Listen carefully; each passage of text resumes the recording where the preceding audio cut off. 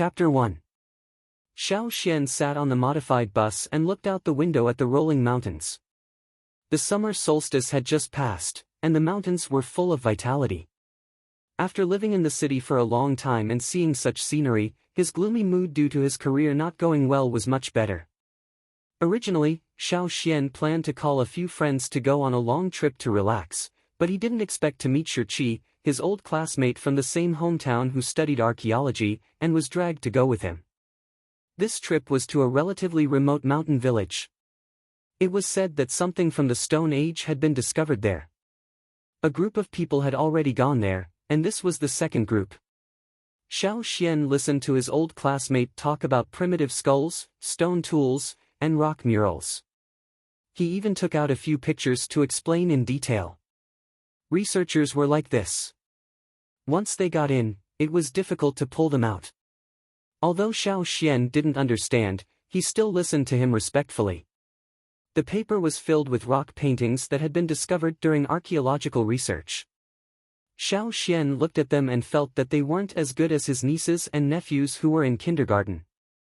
The lines on the drawings were relatively simple. He could roughly see that some people were holding tools to hunt. There were also some drawings of various animals, but he didn't know what the rest were. This is a drawing of a sheep. But this goat is way too big, said Xiao Xian as he pointed at a picture. The picture depicted a sheep with long and huge curved horns. There was also a person holding a bow and arrow beside it, but the proportions didn't seem normal. The person's head only reached the sheep's back. The next few pictures were the same. The rabbit's body proportions were similar to a lion's. There was also the picture of a horse on the left. The horse's tail was drawn too short. Of course, not every picture had the same proportions. The rock murals of different periods found in different provinces and regions had different styles. There were some at the back that were drawn close to reality. In the picture, a group of people hunting with dogs could be seen. Flipping further back, there were a few color prints that could be seen even more clearly. This picture is even more exaggerated. The antlers are too big. And this person, the person in the picture just now only reached the sheep's back, but the person in this picture is actually only a little taller than the deer's legs. And what's that at the bottom right corner? An 8-legged crocodile? Xiao Xian really couldn't appreciate the style of primitive people. Primitive humans might not have paid much attention to this aspect. Shi explained. So what you're saying is that the primitive humans didn't use realistic proportions when they painted, but instead used exaggerated techniques? Xiao Xian asked. Probably. Shi scratched his head. After all, the humans of that time period didn't pay much attention to aesthetics. It might have been purely a symbolic meaning. Just like how a researcher once speculated when he was researching a certain rock painting, the humans of that time drew these paintings of hunting on the cave walls or rocks. It might have been for the sake of letting the hunting warriors take a look before the tribe hunted so that they could have a plan in mind. Or perhaps there were some rituals that we don't know about. Especially those paintings drawn by witches. A witch. Xiao Xian imagined an old faker dressed in an unusual way. Hey, what's with that expression of yours? Let me tell you, witchcraft might not have a low status in the human community at that time. On the contrary, it might be quite high. I know, a faker. Xiao Xian nodded. Shi waved his finger and brought over a folder. There were some scanned copies of drawings inside. He pointed at some of the drawings and words and said to Xiao Xian, if the totem consciousness is a manifestation of a person's personification of nature and their collective unity, then witchcraft is a manifestation of a person's impersonation of nature. The profession of witchcraft actually appeared as early as the Stone Age. Shi talked to himself about the research progress of the profession of witchcraft from ancient times to the present. He used professional terms and even quoted classics, making Xiao Xian's head hurt. Xiao Xian didn't know much about this aspect, nor was he interested. If it weren't for this old classmate from his hometown who studied archaeology, Xiao Xian wouldn't have known about this at all. In the past, when he heard people talk about archaeology, he would immediately think of those expensive antiques. However, Shurqi's research direction was even more antique than antiques. It was so ancient that not many people were interested in it. A few days ago, he heard the radio discussing whether Darwin's theory of evolution was correct or the hypothesis of extraterrestrial creation was correct. Xiao Xian had nothing better to do, so he listened to it. After listening to it, he put it aside and didn't think about it anymore. On the contrary, Xiao Xian knew that this childhood friend of his was very interested in ancient humans. When he was in middle school, he would often discuss with others about the ancient human remains that had been unearthed but mysteriously disappeared in modern history. You won't understand if I talk about the professional stuff, so let's talk about something simpler. Here. Shurqi used his finger to point at a picture and pointed at a certain place on the picture. Witchcraft is mentioned in inscriptions and bronze inscriptions, but it's like this. Xiao Xian looked at the place Shurqi was pointing at. It was a symbol that looked like the word work crisscrossed. In some of the unearthed ancient pottery clam heads, this kind of double work symbol appeared on them. Speaking of which, witchcraft also involved hunting, praying, rescuing, and other aspects. From a certain perspective, witchcraft could be considered scientists of that time. However, these are all speculations. Even if there are some records from ancient times, they might not be true. After all, people at that time loved to exaggerate. Isn't there a saying, history will never have the truth? Archaeology only excavates some corners. As for the real situation, who knows? The cave that was discovered this time is also related to witchcraft. It's the last few pictures you saw. The first batch of people who went there returned with the rock paintings. Double work symbols were also found in that cave, so they speculated that it might be the dwelling of a certain witchcraft. Last month, there was a short earthquake where the village was located. It was probably because of this that the cave was exposed. I've never heard anyone mention it before. Speaking up to this point, Shurqi closed the folder and carefully looked around. Seeing that his mentor and other fellow apprentices weren't paying attention, he lowered his voice and mysteriously said to Xiao Xian, I heard that the first person who discovered the cave was a child. Moreover, according to the news from a fellow apprentice, the child who discovered the cave saw a strange watermelon-sized bug crawling out from the stones of his courtyard wall. The child was bold, so he followed the bug. In the end, the bug disappeared into the cave, and the child went back to tell the adults. Only then was the cave discovered. A watermelon-sized bug? Xiao Xian felt that this was absurd. Anyone who heard this for the first time would feel that it was too fake. That child lied? Shurqi shook his head. What's even stranger is that according to the first batch of people who went there were fossils of ancient creatures in the stones used to build the courtyard wall. Speaking up to this point, Shurqi paused, rubbed the goosebumps on his arms, and continued, the child who discovered the cave pointed out that there were fossils of ancient creatures in the stones where the watermelon-sized bug emerged. However, it wasn't complete, only a damaged part. However, according to the speculations of professionals, if that creature was still alive, it could indeed be as big as a watermelon. Moreover, its appearance wasn't too far off from what the child described. It sounds quite mysterious. However, only the child saw it. Didn't the others see a bug crawling out from their own walls? Xiao Xian was a bit interested. Shurqi shook his head. I don't know. I'll ask when we get there. In any case, we're almost there. When the group arrived at their destination, it was already 11:00 in the afternoon. Xiao Xian followed Shurqi and the others to eat a simple lunch before returning to the bus. Shurqi and the others were already impatient. They didn't rest after eating and planned to start work immediately. Shurqi had already told Xiao Xian about the things he needed to pay attention to. What things he couldn't touch, where he couldn't go, who he could look for if he needed help, etc. Xiao Xian already had a plan in mind. I'll tell you when we're done today. You can walk around first. The scenery here isn't bad. There are green mountains, blue skies, and clear water. After staying in the smoggy city for so long, you should come out to wash your lungs. After saying that, Shi took his tools and followed his instructor. Xiao Xian couldn't follow them, nor did he have much interest in following them. Xiao Xian was the only one left in the bus. Once the doors and windows were closed, it was rather quiet. These past few days, Xiao Xian hadn't slept well. On the way, he had only listened to Shi's narration. Now that it was quiet, he felt sleepy. When he woke up again, it was already 2:00 in the afternoon.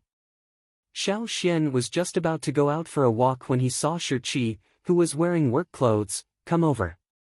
He got on the bus to pick up a document.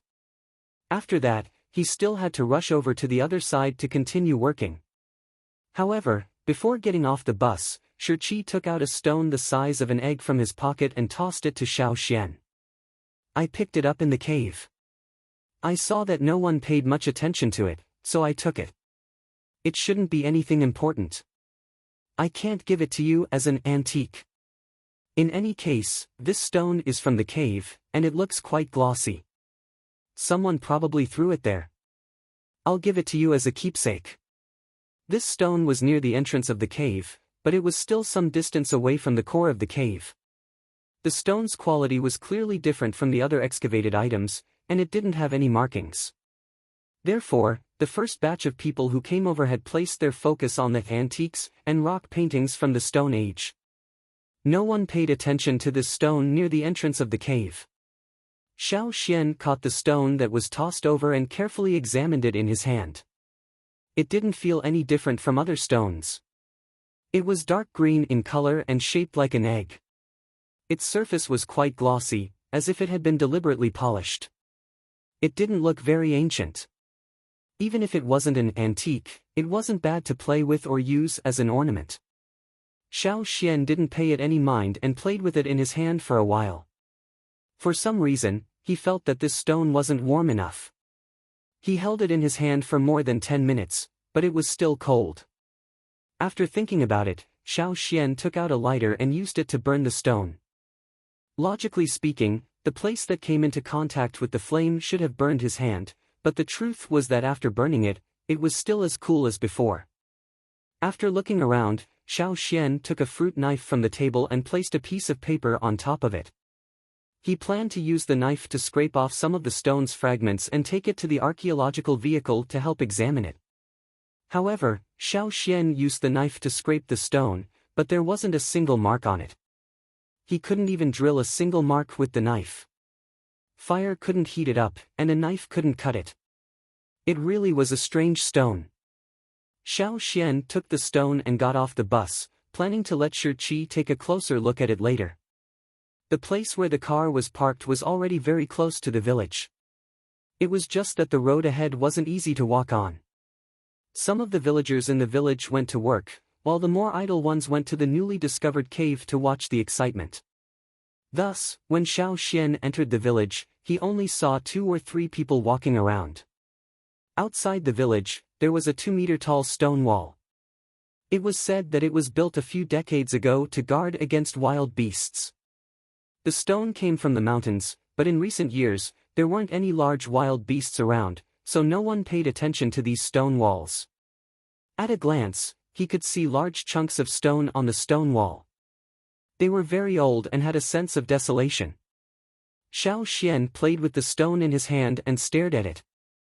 Xiao Xian heard that the stone on the stone wall had fossils of ancient creatures. He recalled the watermelon-sized bug that Shi had mentioned. Just as he was about to shift his gaze away, Xiao Xian suddenly discovered that a snake-like thing had appeared on the stone wall. It was still wriggling. It was as thick as a water tank, and its scaly patterns were suffused with a cold light. Even though it was a few meters away, Xiao Xian felt a bone-chilling chill. It shocked Xiao Xian so much that he almost jumped up. However, when Xiao Xian blinked and looked again, he discovered that there was nothing. The stone wall was still that dilapidated stone wall that had been exposed to wind, sun, and rain for a long time. Was it an illusion? Xiao Xian looked at the other parts of the stone wall. Then, his gaze fell on a gap in the stone wall. There was a large rock that had been left behind after the stone wall collapsed. The smaller one had been picked up by the villagers to build their own walls, while the larger one had been left here. At that moment, Xiao Xian saw a small green sprout emerge from the rock. The sprout rapidly sprouted leaves and grew taller. At the same time, several vines extended in all directions. The gap that was originally more than 3 meters long was covered by the vines and branches in the blink of an eye. His nose seemed to be filled with the fragrance of plants. Xiao Xian took a few steps back and took a deep breath. When he focused again, he discovered that the vines and branches had all disappeared. The stone wall was still there, and the large, bare rock was on the ground. Sensing something strange in his hand, Xiao Xian looked down at his hand that was holding the rock. The rock that couldn't be burned by fire and cut by knives instantly turned into sand and fell through the gaps between Xiao Xian's fingers. When the last grain of sand fell, Xiao Xian's vision turned dark. Chapter 2. In the cave, there were about 20 children lying around. 7 or 8 of them were covered by a thin piece of animal skin with a few holes.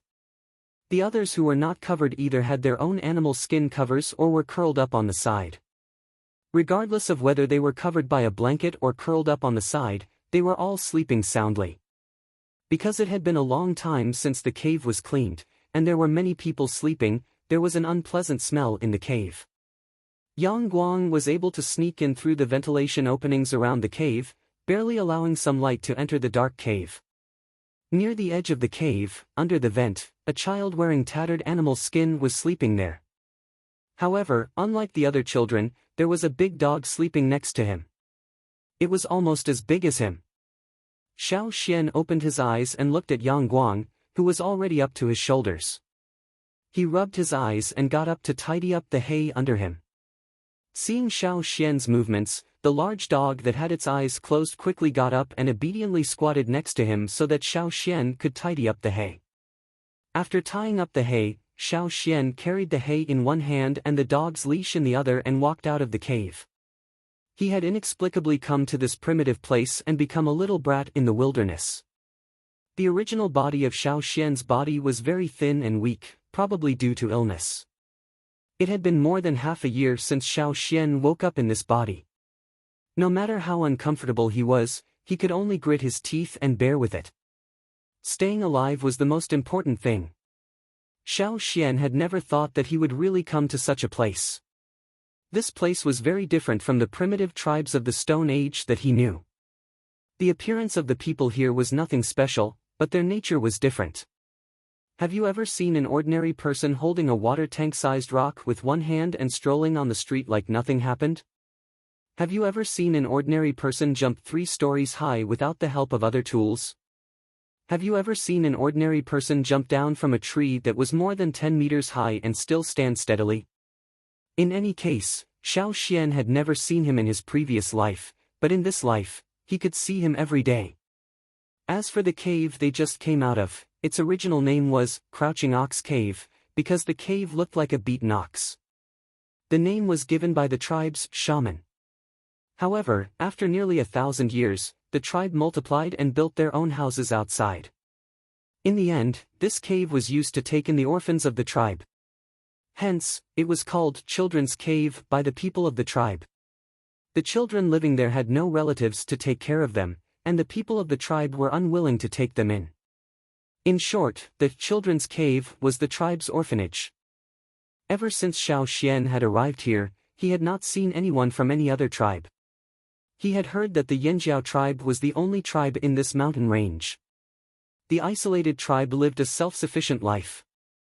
Xiao Xian walked slowly with the dog. It didn't take long for them to see wooden houses of different sizes. Some of them were made of wood, stone, grass, and mud. Compared to the former, the wooden houses were slightly larger and looked more solid. These houses could be considered as luxurious houses near the foot of the mountain. Whether it was the wooden houses or the wooden and stone luxurious houses, in Xiao Xian's eyes, they were unbelievably simple and crude buildings. However, after staying here for so long, Xiao Xian longed for a wooden house of his own. Unfortunately, it was not possible at this stage. At this time, Some people had already come out to work. The men had already taken out their stone tools to polish so that it would be convenient for them to bring their stone knives out the next time they went hunting. The women also had their own jobs, such as sewing animal skins and drying food.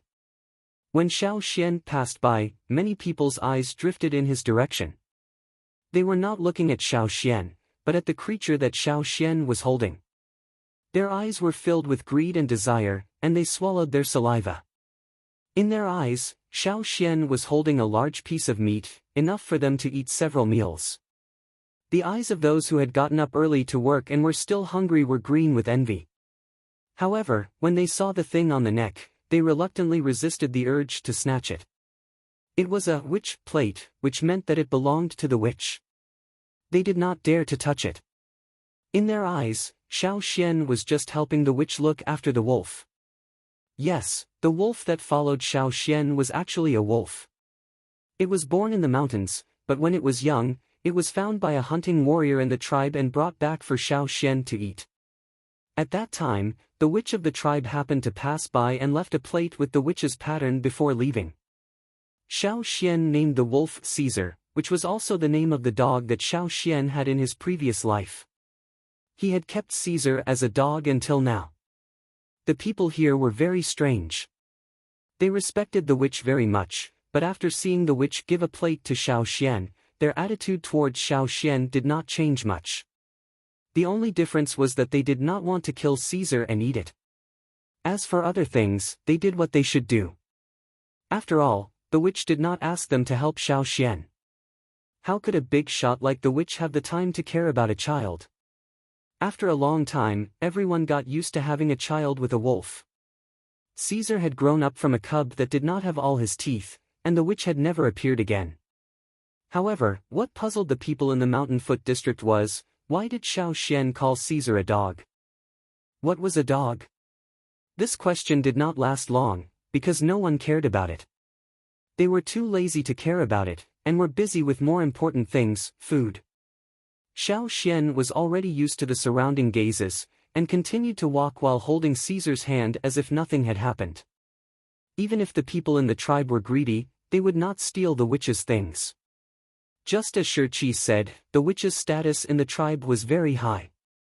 As for why the witch, who lived in the noble district on the mountain and had a high status in the tribe, would give Xiao Xian, a person with a low sense of existence who slept in the child's cave, a precious plate, it could be attributed to a word that Xiao Xian had mentioned at that time, raise. At that time, Xiao Xian had said that he would raise Caesar, who was still a wolf cub, a little older before eating it. However, the witch, who happened to pass by, heard it and asked Xiao Xian to raise him. In order to prevent the people in the tribe from robbing him, the witch left behind a plate, which was hung around Caesar's neck. That witch was very interested in raising, but in the past half a year, that old man had never appeared. Therefore, Xiao Xian's impression of that old man was, an irresponsible old faker. Was it easy to raise a wolf? Being stared at every day by the people around him with green eyes, without a strong psychological endurance, he would have gone crazy long ago. All in all, raising Caesar was purely a coincidence. Life was so difficult. Although the food in the child's cave was taken care of by the tribe, he was still hungry. Xiao Xian sighed helplessly, looked ahead, and then the corner of his eyes twitched. In front of him, there was a person carrying a stone stick, about 2 meters long and shaped like a baseball bat, but much thicker. This thing was heavy enough. According to Xiao Xian's standards in his previous life, even if he could carry it, it would be very difficult. However, that person was carrying it as if it was just an ordinary hoe, yawning leisurely as he walked up the mountain. He was probably going to discuss hunting matters with his hunting team. That was the people here, normal people. As for Xiao Xian, he belonged to the disadvantaged group, who had not awakened his totemic power. When he grew up to 10 years old and awakened his totemic power, he could be counted as an ordinary warrior in the tribe, who had the ability to go out and hunt. Totemic power was the only standard to determine whether a warrior could become a hunting warrior in the tribe. As for what exactly totemic power was, Xiao Xian did not know, but maybe he would know when the time came. At that moment, the man carrying the stone stick in front of Xiao Xian, who was still sleepy, did not notice that the leather shorts he was wearing were almost down to his knees. He was walking in broad daylight as if nothing had happened. The people around saw him and did not react. Xiao Xian tried to hold back, but still said, "The man carrying the stick in front, your pants are down." The man walking in front of him yawned and turned around when Xiao Xian shouted for the third time. He glanced at Xiao Xian, and his eyes stayed on Caesar for about half a minute. Then he looked down at his pants, calmly pulled them up, tied the rope, and continued walking up the mountain with the stick. Xiao Xian did not say anything more. For the people in the tribe, etiquette, justice, integrity, and shame. What the hell is that? Was it edible? If it was not edible, then why did you say it? Chapter 3. Xiao Xian's destination was not to go all the way up the mountain, but to the back of the mountain along a gravel-strewn road. When they arrived at the other side of the mountain, they raised their eyes and looked into the distance. What entered their eyes was an endless stretch of forest. Among them, there were several bare hills with few plants, which were used by the warriors of the tribe for training. It was also the main source of stone tools used by the hunting warriors. The stones there were not suitable for plants to grow, but it was a very good place for training. Xiao Xian was now standing on a gravel field. The gravel was not formed naturally, but was broken by people. The useful stones that could be processed had already been picked up by the people of the tribe. The rest were useless debris, and no one would come here usually. It was very quiet, but he could hear the booming sounds coming from the nearby mountains. Xiao Xian had not seen the totem warriors train with his own eyes. He heard that the totem warriors were very destructive when they trained. Vulnerable people like Xiao Xian were not allowed to get close to them. Many people who went to watch without saying a word were accidentally injured. Looking back, Xiao Xian loosened the straw dog rope in his hand. "Go eat your noodles." Caesar, who could no longer hold himself back, immediately ran on the gravel. As he ran, he sniffed with his nose. When he smelled something, he used his forelimbs to dig quickly and vigorously in that place.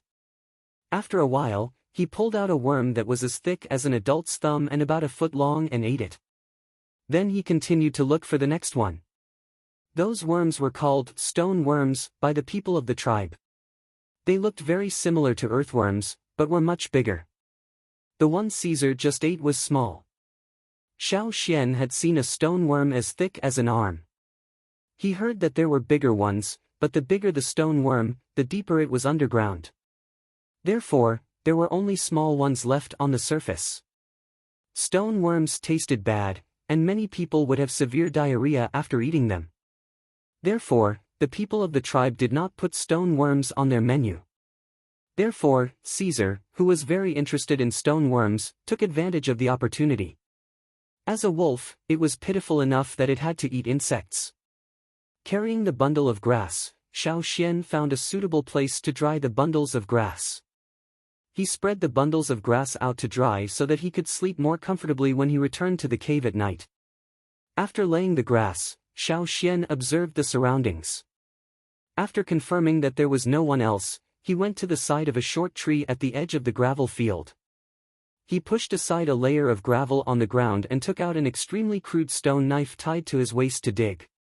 Soon, a stone bowl buried below was exposed. The stone bowl contained a piece of dried meat. Xiao Xian quickly took out the jerky and buried the stone bowl back in its original place. The jerky was only half the size of a palm. It was hard and had a fishy smell. If it was the Xiao Xian from his previous life, he wouldn't even give it a second look. But now, after experiencing real hunger for a long time, tasteless could also become a world delicacy. Look at how simple her life is. It's all because she's forced to. After eating something, she suddenly felt much more energetic and energetic. Xiao Xian stood up to stretch his muscles and bones. He did a few rounds of fitness boxing that he often practiced in his previous life. This was what Xiao Xian had to do every day. When he first woke up in this body was very weak. On the other side, Caesar was still digging for food, but he did not lower his vigilance. He paid attention to the surroundings and looked around from time to time. This was also the reason why Xiao Xian dared to take food directly. Otherwise, if other hungry people in the tribe found out, the meat would have to change owners. Xiao Xian was now alone and helpless. His arms and legs were thin, and his face was yellow, and he was weak at fighting. If it weren't for the experience he gained from his previous life and the ruthlessness he forced out after coming here, he might not even have the energy to walk around. After practicing a few rounds of fitness boxing, Xiao Xian stopped to catch his breath. But then he noticed that Caesar, who was pulling a stone worm out with its mouth, suddenly turned around. The sudden change of direction tore the stone worm in half. The half that was still underground quickly retracted back into the ground. Even if there was only half left, they could still grow back and continue to live after a period of time. And the half that was bitten by Caesar was twisting its body and violently whipping Caesar's mouth. Caesar did not eat the stone worm directly, nor did he pay attention to the stone worm's whipping. Instead, he stared in one direction and made a gurgling sound from his throat. This was a reminder to Xiao Xian that someone was coming. Caesar did not directly bare its fangs. Xiao Xian knew that the person who came should be someone he knew. Staring in that direction, Xiao Xian soon heard a very soft sound, like the wind blowing through the leaves on the ground. Gradually, a figure appeared in Xiao Xian's field of vision. It was a very tall and burly man, wearing simple clothes made of animal skin. The animal skin was of good quality and was only stained with a layer of stone chips. There were a few scars on the man's face, which added to his murderous aura. The parts of his body that were not covered by the animal skin were also scars of different sizes. A circle of stone tools hung from his waist. Those were carefully selected stones that were to be processed into stone tools. Those stones were different from the gravel under Xiao Xian's feet. Those stones were much harder than the ones under Xiao Xian's feet. After being made into tools, they would be more useful for hunting. They were much more advanced than the crude stone knife in Xiao Xian's hand. If they were exchanged for meat, the smallest rough embryo would be enough for Xiao Xian to eat for several days. Probably because he was used to sneaking around in the forest while hunting, he walked like this on a daily basis. Basically, there was no sound, and this was the result of him not being careful. If he really wanted to hide, Caesar might not be able to find him immediately, and Xiao Xian wouldn't even hear a little bit of sound. Caesar's gurgling sound was still coming out of his throat. The man looked at him, and Caesar immediately tensed up. He opened his mouth, revealing his 4 unusually long fangs. The half of the stone worm that fell on the ground was about to drill into the ground to escape, but he was not distracted. He just stared at the man. For the warriors of the tribe, wild beasts were just prey and food. Caesar naturally belonged to that category. Even if the man just glanced at Caesar and did not really want to kill him, his hunting instincts made him reveal a kind of dangerous aura after seeing a wild beast, which made Caesar very afraid. Seeing this, Xiao Xian had to be the first to speak. "Uncle Mai, good morning." The middle-aged man who was staring at Caesar turned his eyes from Caesar to Xiao Xian. When facing Xiao Xian, the knife-like aura that he showed because of Caesar was much more restrained, and did not make Xiao Xian feel too much pressure. In fact, most of the warriors in the tribe would not be too harsh when facing young children, unless those children provoked them first. Mai looked at Xiao Xian, and then looked at the marks left by Xiao Xian's fists and feet from the gravel floor. There was a smile in his eyes, but because of the scars on his face, his ferocious face did not soften much. Xiao Xian knew that Mai was kind, and was not as scary as he looked. Moreover, Mai and the father of this body used to be in the same hunting group, and had helped Xiao Xian a lot. "Xian, you came out so early. It's good to practice in advance," Mai said. People in the tribe did not have surnames, and most of them had single-character names. Probably for ease of remembering, Xiao Xian's original name was Xian. When in Rome, do as the Romans do. Xiao Xian gradually got used to it. As for the way of addressing people, because there was a senior in the tribe who liked to call people first, and then call them by their names. Later, the younger generation followed suit, and now, some people in the tribe still like to call people before their names. Of course, they would not be so casual with the seniors and some people with special status in the tribe. Among the people living at the foot of the mountain, including the children in the children's cave, they could not awaken their totemic power in their childhood, so they seldom came out to exercise. Basically, they ate and slept, and then ate again. At most, they would come out to play for a while. After all, exercise were very tiring, and they would get hungry easily. For the poor people living at the foot of the mountain, they would try to reduce their energy consumption as much as possible. Even the adults agreed that their children should exercise less. But obviously, Mai agreed with Xiao Xian's behavior more. Practicing now would benefit him in the future.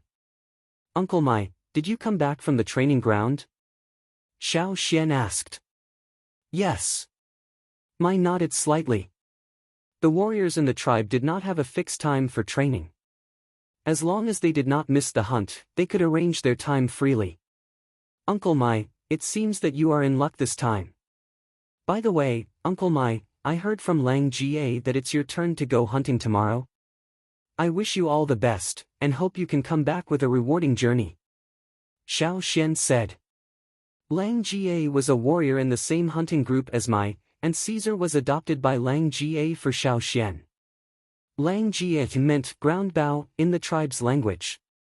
He was just like his name. Mai heard Xiao Xian's words and answered with a smile.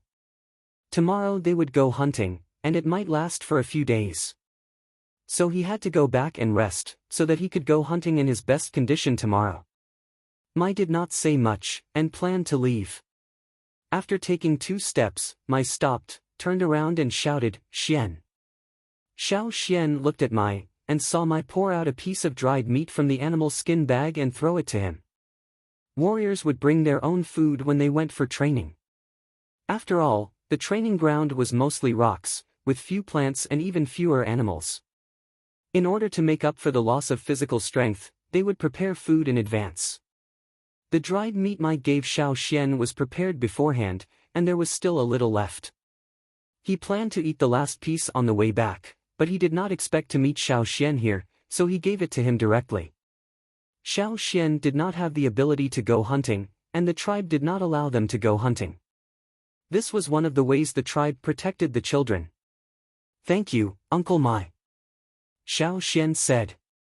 People in the tribe did not have enough food, especially in this season. Not everyone was as generous as Mai. After giving the meat to Xiao Xian, Mai said, "My training ground is on the mountainside, where you can see the sun set." After telling Xiao Xian the specific training location and telling him to be careful, Mai left. When Mai's figure disappeared, Caesar also relaxed. He looked at the ground and found that half of the stone worm had already escaped. He dug the ground to vent his anger, and used his nose to smell carefully. He wanted to continue tracking and catch the escaped prey again. However, Xiao Xian did not plan to let him have his way. Mai gave him a chance to fill his stomach today. He buried the dried meat in the stone bowl, and covered it with stone chips to camouflage it.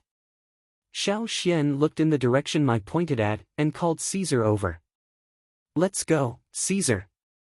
Let's do something big." Chapter 4. Since it was where most of the stone tools were produced in the tribe, there would naturally be a lot of stones suitable for processing. However, it was also where the totemic warriors trained, so naturally, the totemic warriors would have the first choice. After them, the weaker ones like Xiao Xian would go there to pick up the leftovers. Pick up the leftovers sounded shabby, but it fit the current situation. Generally speaking, when the others in the tribe wanted to pick up the leftovers, they would do it when the sun was about to set. Only then would the warriors in the training ground rest. At other times, the training ground was very dangerous for those who had not awakened their totemic power. The flying stones smashed by the warriors' fists were no different from bullets to the weaker ones. However, with Mai's guidance, it would be much easier for Xiao Xian to get there. If he could find good stones, he could bring them back to exchange for many things. Of course, Xiao Xian would not let go of this opportunity. Xiao Xian led Caesar along the path that Mai had pointed out to him. Along the way, they could hear the sounds of explosions coming from several training hills. There were also some flying stones falling down, and bigger stones rolling down from other hills. If Mai had not told them the safest path in advance, it would have been much more dangerous to walk in this place. Xiao Xian casually brushed his messy hair, shook off some stones, and continued walking. Mai's training ground was close to the top of the mountain. The training ground of the totemic warriors here was not paved with smooth paths, so it was more difficult to climb up the mountain. By the time he reached the top, Xiao Xian's arms, palms, and feet were bleeding. Xiao Xian did not care about the wounds on his body. He would be fine after resting for 2 days. If he could find good stones, it would all be worth it. It took a lot of effort. If he had not eaten in the morning, Xiao Xian would not have had the strength to climb up the mountain. Stones of different sizes and shapes lay on the uneven ground. On the opposite side of the stone wall, there were some holes of different depths. There were traces of digging tools at the edges of the holes. Xiao Xian speculated that there were originally harder stones embedded here, but Mai dug them out and took them back to make hunting stone tools.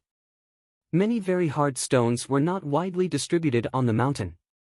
Instead, they were formed in chunks.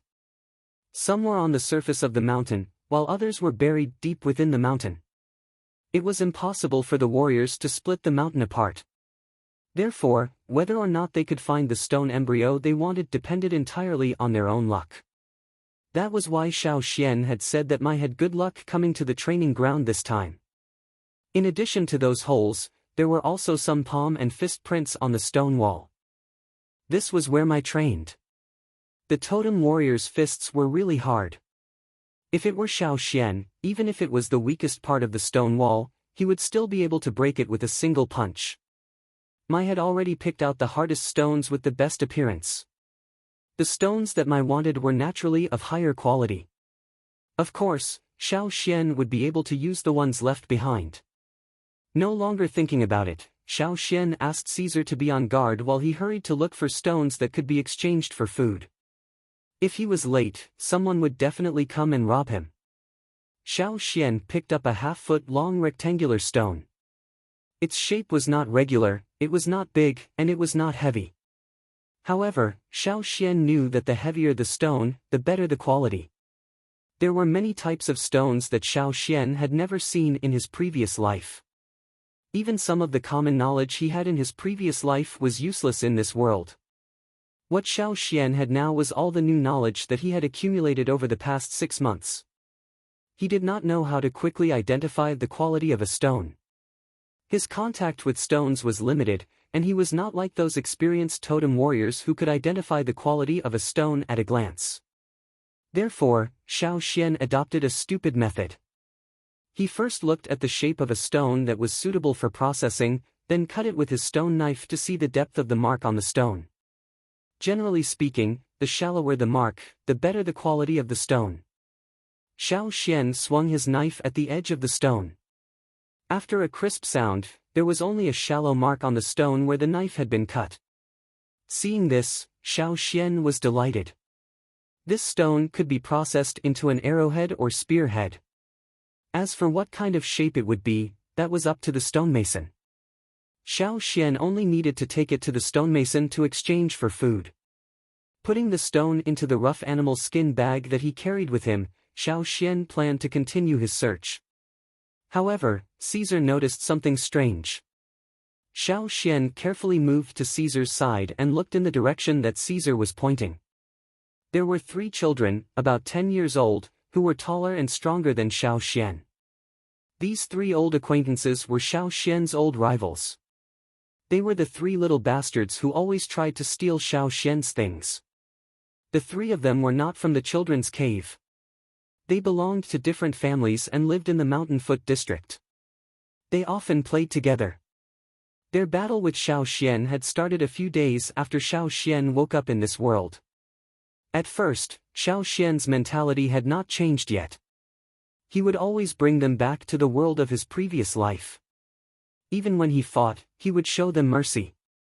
The result of his mercy and pity was that Xiao Xian lost the jerky that he had worked so hard to obtain and was beaten into a pig's head by the three little bastards. Later on, Xiao Xian slowly changed. Just like the first day when he woke up and saw the children in the cave with wolf-like eyes, Xiao Xian's attitude and mentality towards them also changed. During the period of recuperation, Xiao Xian reflected deeply. After that, when Xiao Xian fought with them, he did not show them mercy. The rules of the tribe forbade them from killing each other, but as long as they were not beaten to death or disabled, no one would say anything. The people living in the Mountain Foot district had long been accustomed to such barbaric rules. Xiao Xian did not know what kind of special race the people in the tribe were. Although they looked no different from the people in his previous life, this race had a very strong recovery ability. After being beaten badly, they could walk again after 2 or 3 days of rest. After 1 or 2 months, they would still be as lively as a tiger. This was also why the people in the tribe did not care about this level of fighting. In their eyes, it was just a small matter, not as important as preparing food. As for the 3 children, Xiao Xian was not as tall or strong as them, and he did not eat as much as them. What could he use to fight with them? Fighting against many with few people also required strategy and hard work. Xiao Xian pressed Caesar's head down. Seeing Caesar still baring his teeth at the 3 children walking towards them, Xiao Xian pinched his mouth and said, "Wait." Looking around, Xiao Xian chose a hidden place to hide the stones in the animal skin bag that he had just picked. Then he quietly moved behind the stone wall and said to Caesar, "Later you will deal with wild." Do you know wild? A warrior once said that many of the wild beasts living in the depths of the forest were very smart, and those who were not smart were more difficult to deal with. Caesar belonged to the relatively smart species. This was not the first time they cooperated with each other. Even if Caesar could not tell the difference, it did not matter who he was going to deal with. Xiao Xian had already decided on the guy named Sai, the number 1 bastard. Once he got rid of him, things would be much simpler. Caesar lowered his body and quietly hid behind the big stone. This meant that he understood Xiao Xian's intention. Quietly approaching, fiercely subduing, and trying to kill with one blow seemed to be the nature of wild animals.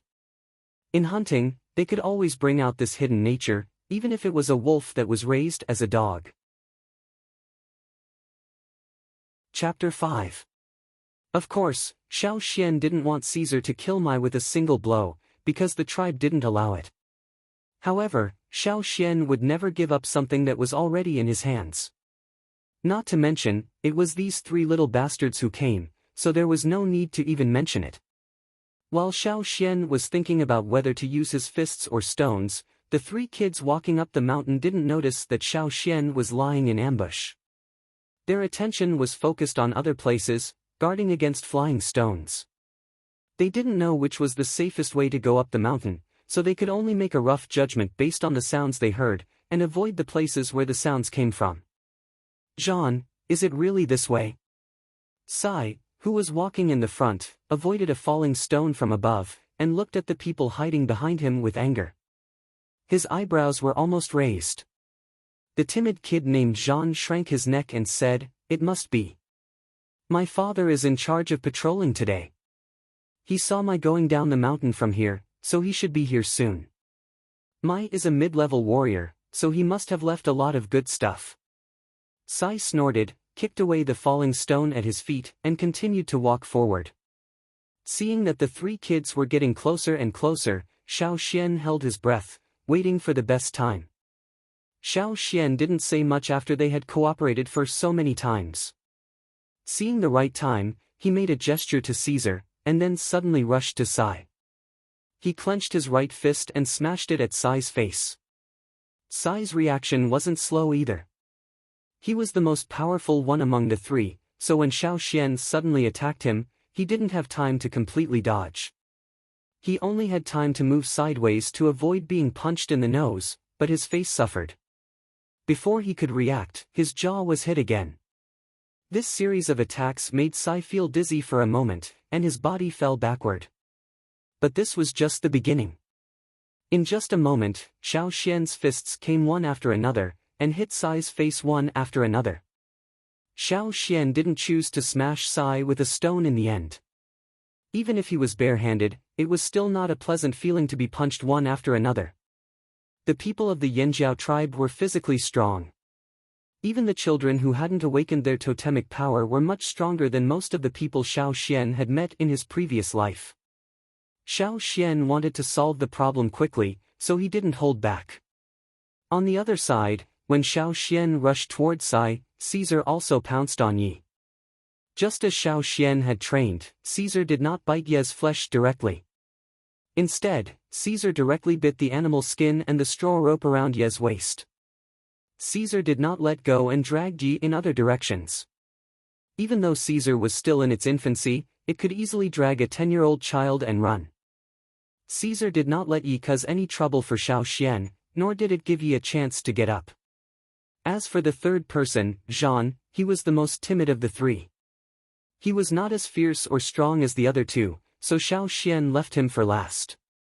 When Xiao Xian suddenly rushed over to attack Sai, both Zhan and Yi were shocked. Before Yi could help Sai, Caesar had already pounced on them. Looking at the sharp teeth in front of them, Zhan and Yi almost peed in their pants. Yi, who was violently dragged away by Caesar, screamed for help. Zhan, who was still in the same place, reacted after a while. Then he waved his wooden stick at Xiao Xian.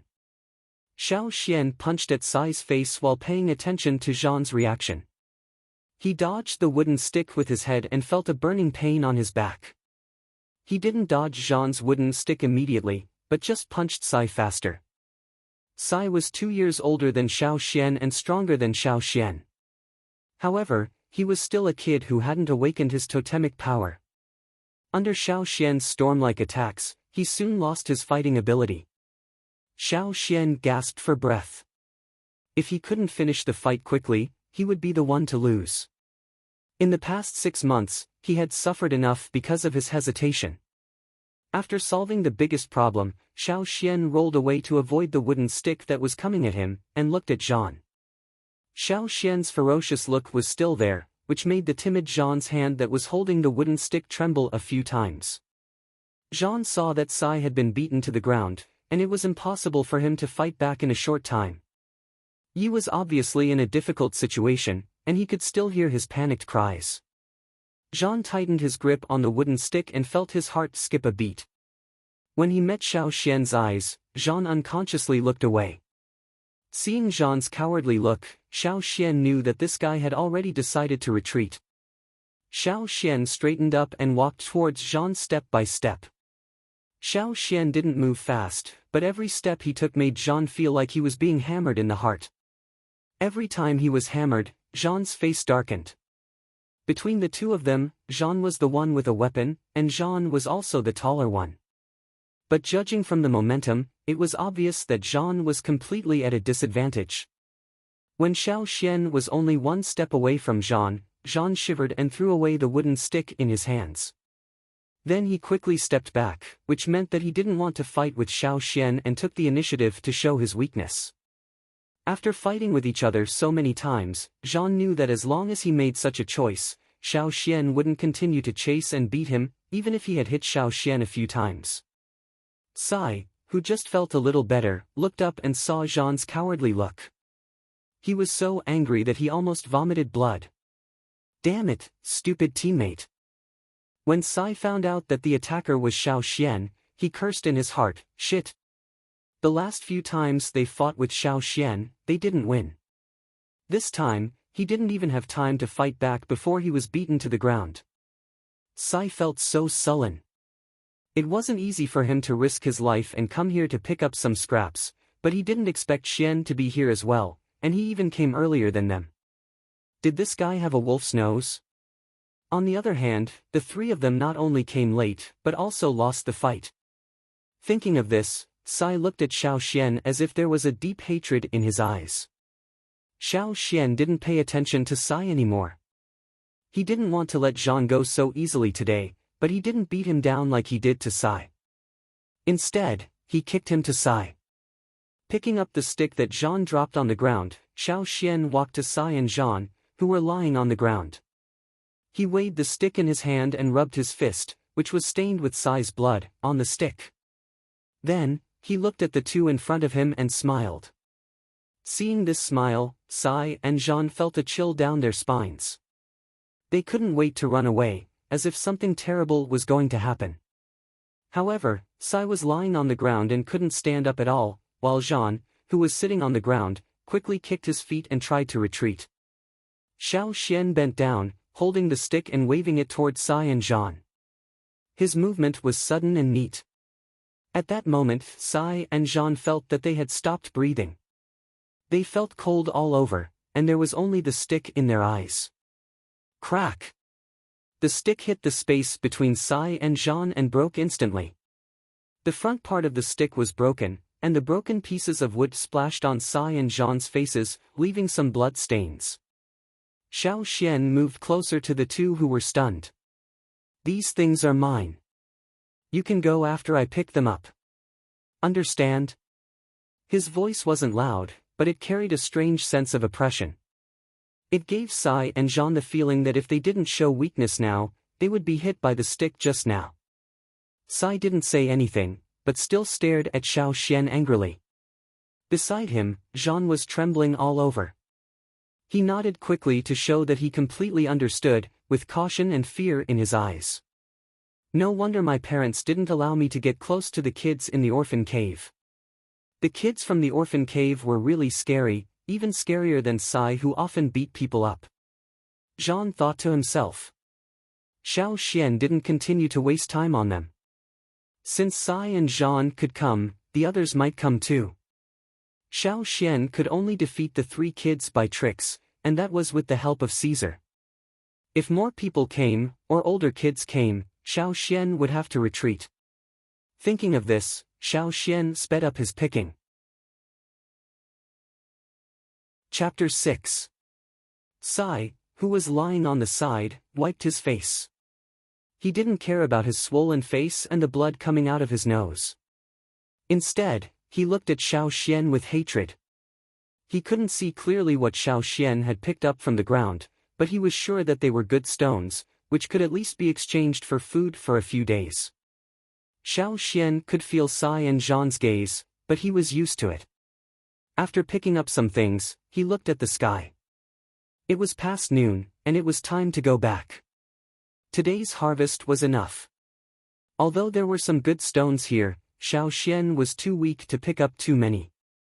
It might not be a good thing for him to keep them. His strength was not enough now, but in the future, when the so-called totemic power was awakened, Xiao Xian called Caesar back and made sure that the kid named Yi, who was dragged away by Caesar, was still safe. Then he left with the stones wrapped in animal skin. When Yi, who was dragged away by Caesar, staggered back, he saw Sai lying on the ground with blood on his face, and Jean huddled beside him. Sai, who had recovered his breath, ordered Yi and Jean to hurry up and see if they could find any good stones to exchange for food. At the same time, they were cursing and shouting that they would beat Yi up next time, and that they would rob Xiao Xian of his things. What they didn't know was that not far from them, there were warriors who had witnessed what had just happened. However, after Xiao Xian left, those warriors also left one after another. "Who was that kid?" a young warrior asked the person next to him curiously. "You mean the one with the wolf? I think his name is Xian, from the cave at the foot of the mountain. As for the wolf, it belongs to the shaman. Don't even think about it," the older warrior warned. He didn't know why the shaman did that, but he didn't want to know. He only knew that he couldn't rob the shaman of his things. As for the kid Xian, in his opinion, he was just helping the shaman raise the wolf. The young warrior scratched his messy hair, which was full of stone chips, and said, "How could I steal from the shaman? Hee, I just think that kid is interesting. When he awakens his power, I'm sure he won't be too bad. We can recruit him into our hunting group." "It's still too early to say that. We'll have to wait for another 2 or 3 years. I think the kids on your side of the mountain are not bad. As for the kids from the caves..." The older warrior shook his head. He didn't finish his sentence, but everyone knew what he meant. The distribution of the tribe was roughly divided into 3 levels. Basically, the stronger the warrior, the higher the level, closer to the top of the mountain. The mountaintop was also the center of the entire tribe. It was said that the tribe's fire pit was at the top of the mountain, the coldest part of the mountain. In the eyes of many warriors, the kids from the other side of the cave awakened their totemic powers later than the kids who lived at the foot of the mountain, and their talents were worse. Even if those kids were old enough to awaken their totemic powers and could go out to hunt, they would not let those kids join their own hunting teams. Teamwork was the most important thing in a hunting team. Any weak part of a team could bring unexpected and tragic consequences. On his way back, Xiao Xian didn't know what those warriors were talking about, nor did he know what those warriors thought of him. But he had already guessed that there were people around. He had heard a lot of things, so he guessed something. Although the warriors in the mountain didn't pay attention to the surroundings during training, they were still very sensitive to the movements around them when they were resting. The noise here would definitely attract some warriors. When Jean shouted for help in the wild, there were probably several warriors around. It was just that those warriors wouldn't easily make a move. And Xiao Xian also knew that as long as it wasn't too serious, those warriors would just watch, and wouldn't interfere. Just like just now, when Xiao Xian smashed the wooden stick on the ground, judging from the strength, if it hit any vital parts, Sai and Jean's lives would be in danger.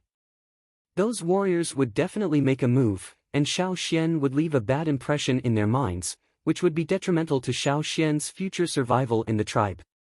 Therefore, that strike was just a warning and deterrence from Xiao Xian to Sai and Jean. Xiao Xian returned with a full load. When the patrolling warriors and the guards in charge of guarding the edge of the residential area saw Xiao Xian's bulging animal skin bag, they just asked a few questions. They didn't rob Xiao Xian's gains today, because they didn't care about Xiao Xian's things. Returning to the gravel ground where he practiced martial arts in the morning, Xiao Xian picked up 2 stones from the stones he picked up today, and then buried the rest. He didn't have time to deal with these stones now, and it was even more impossible to bring them back to the cave. There were a group of wolf cubs in the cave, who would snatch and bite anything they saw. Therefore, Xiao Xian never hid food in the cave, nor did he exchange it for food. After hiding it well, Xiao Xian sat on the ground to rest. Climbing the mountain and beating people had consumed a lot of energy. Xiao Xian looked at the rolling mountains in the distance, and then turned back to look at the residential area of the tribe. He looked at the houses at the foot of the mountain, which was the lowest level of the tribe. He lowered his head and looked at his fist, which was still stained with dried blood. It had only been half a year, and he had already become a barbarian like the Aborigines. The pressure of survival really accelerated this kind of assimilation. What was it like in the civilized era? Xiao Xian dreamed about it a few times at night, but those images were getting more and more blurry. It was clearly less than a year ago. Although this place was a little better than the uncivilized primitive barbarians that Shih had mentioned, it wasn't much better. In the past, even if he saw parents beating their children, Xiao Xian would go up and mediate. When the adults beat their children seriously, Xiao Xian would even fight with them. He wouldn't hurt the children, but now. Of course, the environment was different, and the children in the tribe were not the same as those he had met in his previous life. Even if they were of the same age, their personalities were poles apart. Take the children in the children's cave for example. Even if they were scared this time, next time when it came to food, they would still decisively come up and fight for it. Moreover, each of them would be more ruthless than the last. When their emotions were stirred up, they would not be as restrained as Xiao Xian. They would throw stones or swing wooden sticks. If you couldn't beat them, you would suffer a big loss. For example, although Jean was trembling like that just now, and looked very scared, next time, he would still swing his stick or throw stones at Xiao Xian, and follow Sai and the others to fight for Xiao Xian's things. God knew that when Xiao Xian woke up in the cave for the first time, it was time for the cave to distribute food. Facing the wolf-like gazes around him, Xiao Xian thought that he had fallen into a wolf's den.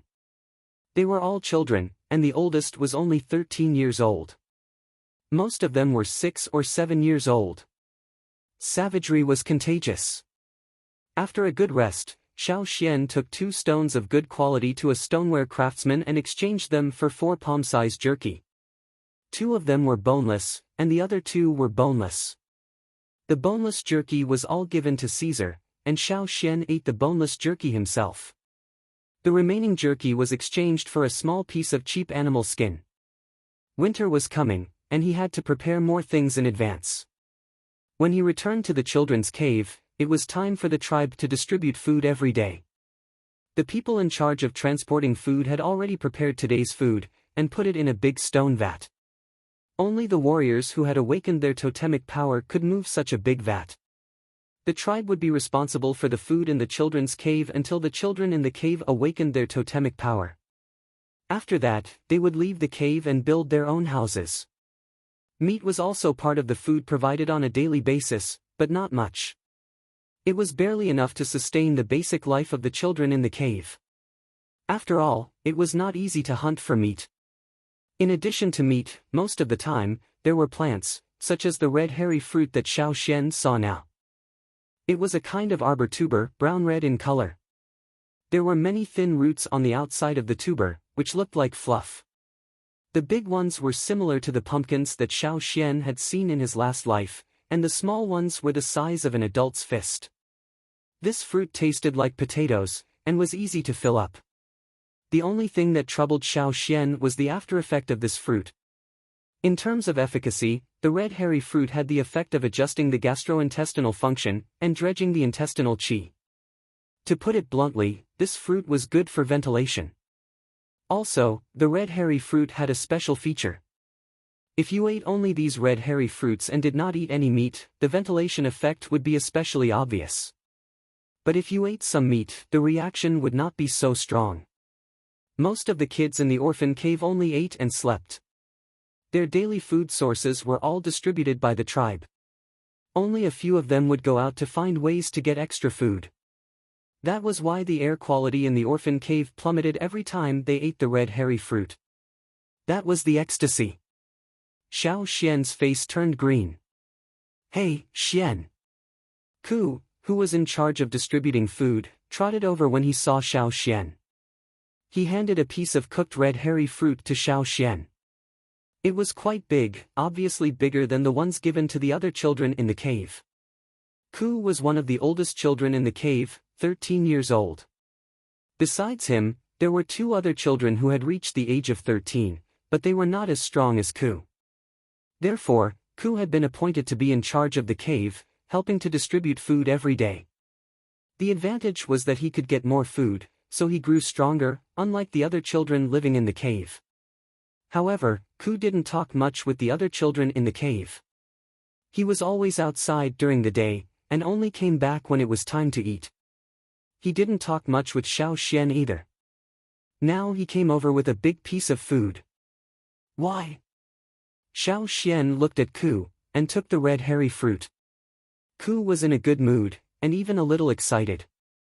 "Xian, I'm going to the mountainside tomorrow, and I'll stay there for the whole winter. I'll leave the cave to you," said Ku. Xiao Xian almost threw the red hairy fruit in his hand when he heard this. Ku didn't care about the things in the cave. He should let the older children take over.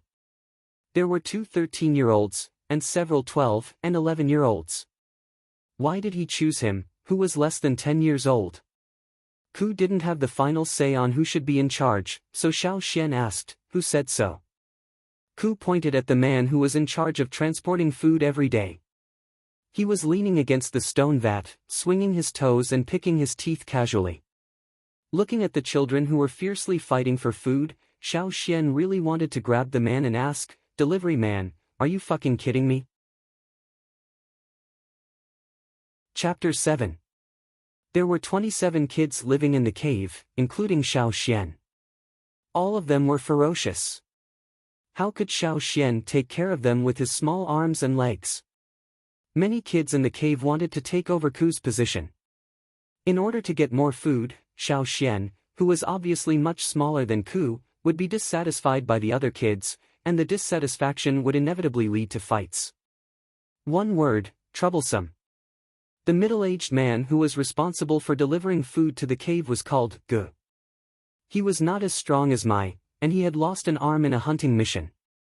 Now he could not go out hunting, so he retired from the hunting team and was responsible for delivering food every day. Xiao Xian went to ask him why, but he did not get any information. After the food was distributed, Gu left with an empty stone vat in one hand. Even though he had lost an arm, he was still strong enough to carry the stone vat with one hand. After Gu left, Ku went into the cave to announce the new decision and the person who would take over his job. From tomorrow onwards, Xian will be in charge of distributing food. After the meal, the atmosphere in the orphan cave had calmed down. But because of Ku's words, the atmosphere became tense again. The kids in the orphan cave didn't know how to complain. They didn't know how to reason, but they didn't look good. Ku did not stay any longer, nor did he explain. He quickly packed his things and left. He was old, and if there were no accidents, he would awaken his totemic power after this winter. That was to say, if he left now, he might not come back to the cave again. Ku left in a relaxed mood, but Xiao Xian's heart was heavy. He looked at the sky, and compared it to the time in his previous life. It was about 3:00 in the afternoon. There was still some time before the sun went down. Xiao Xian held Caesar's hand and went to the gravel field again. He sat on the ground, thinking about what to do next. He had planned to live a peaceful life, and wait for 2 or 3 years until his totemic power was awakened. Even if he was not talented enough and awakened late, he would awaken his totemic power naturally at Ku's age. At that time, he would go out and build his own house, join a hunting team, and go hunting. Now, it seemed that this peaceful life was no longer possible. When he left the cave, several children stared at him and Caesar with ill intentions. "Do you think they'll wake up in the middle of the night and eat you?" Xiao Xian asked as he watched Caesar pacing back and forth on the gravel. In the past, the Ku was around, so those little bastards didn't really do anything. But once the Ku was gone, the situation was hard to predict. The kids in the orphan cave were more ruthless than the other kids in the tribe. They didn't think too much. If they were really hungry, they wouldn't care about the patterned plate given by the shaman. What if they joined forces and roasted the Caesar? Xiao Xian alone was no match for the 20 or so people in the cave. Caesar didn't realize the predicament he was in. He couldn't find any stone worms on the gravel, so he started to think about going to the Black Swamp. There were 2 forbidden areas near the mountain where the tribe was located. One was a large black swamp, where it was easy to get trapped. Basically, once you got trapped, you would die. The other one was a big river in front of the mountain. You couldn't see the other side of the river. There were many river beasts in the river. It was said that in the early days, several powerful warriors in the tribe went into the river to fish, but they never came back. There were too many unknown dangers, so in the end, the leaders of the tribe decided not to let people go into the water. Therefore, except for the women in the tribe who occasionally went to the shallow beach to wash their animal skins, no one dared to touch the river. There was a small stream flowing down from the top of the mountain, where the tribe used to drink water. Naturally, no one wanted to touch the river, which was full of unknown dangers. No matter if it was the Black Swamp or the river bank, there were warriors on duty to prevent people in the tribe from entering the 2 dangerous areas. They were also on guard against unpredictable dangers. Without fishing, domestication, and planting, the tribe could only rely on hunting. This was also the main reason why food was always in short supply in the tribe. Food was the most important thing in everything. Caesar was such a big piece of meat walking around in front of the hungry children every night, which made the little ones in the cave drool. What should I do? Xiao Xian sighed again. He couldn't help but complain about the old faker who gave him the plate but didn't show up again. The tribe didn't allow people to enter the Black Swamp or go into the river, especially the children who hadn't awakened their totemic power. However, they didn't say that wolves were not allowed to get close to the Black Swamp. Therefore, when he came here occasionally, Caesar would go to the edge of the Black Swamp to find something to grind his teeth, such as some weird beetles that lived in the Black Swamp. After a few times, the warriors in charge of guarding the border turned a blind eye. Animals were very sensitive to danger. Of course, Caesar also knew that the Black Swamp was very dangerous, so he only wandered around the border. No one knew what Caesar had found, but he ran over with something in his mouth. He loosened his mouth and threw a black lump in front of Xiao Xian. The thing that Caesar brought over was a bug that Xiao Xian had never seen before. Different from the beetles last time, this one was softer. It was as big as Xiao Xian's palm, flat and oval in shape. It had many slender legs, and its whole body was as black as the Black Swamp. When Caesar held it in his mouth, it even used its legs to prick Caesar's nose. Caesar also brought back bugs several times before, probably for fun. After all, there weren't many creatures in the tribe that could interest Caesar, let alone catching rabbits. As a wolf, it was quite pitiful to have to deal with bugs all the time. When Caesar tried to bring back the escaping bug, Xiao Xian found that the bug spat out a lot of black bubbles from its mouth and wrapped it up. Caesar didn't like these black bubbles very much, so he loosened his mouth and threw the bug away. The black bubbles gathered together and finally became as big as a football, wrapping the bug in the middle. Caesar circled around the ball made of black bubbles, but didn't bite it.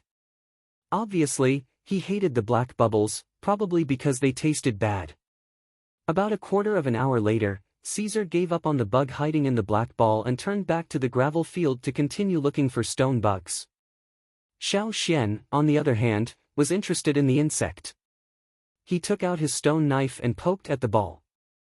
He found that the originally soft black bubble had now become hard and brittle.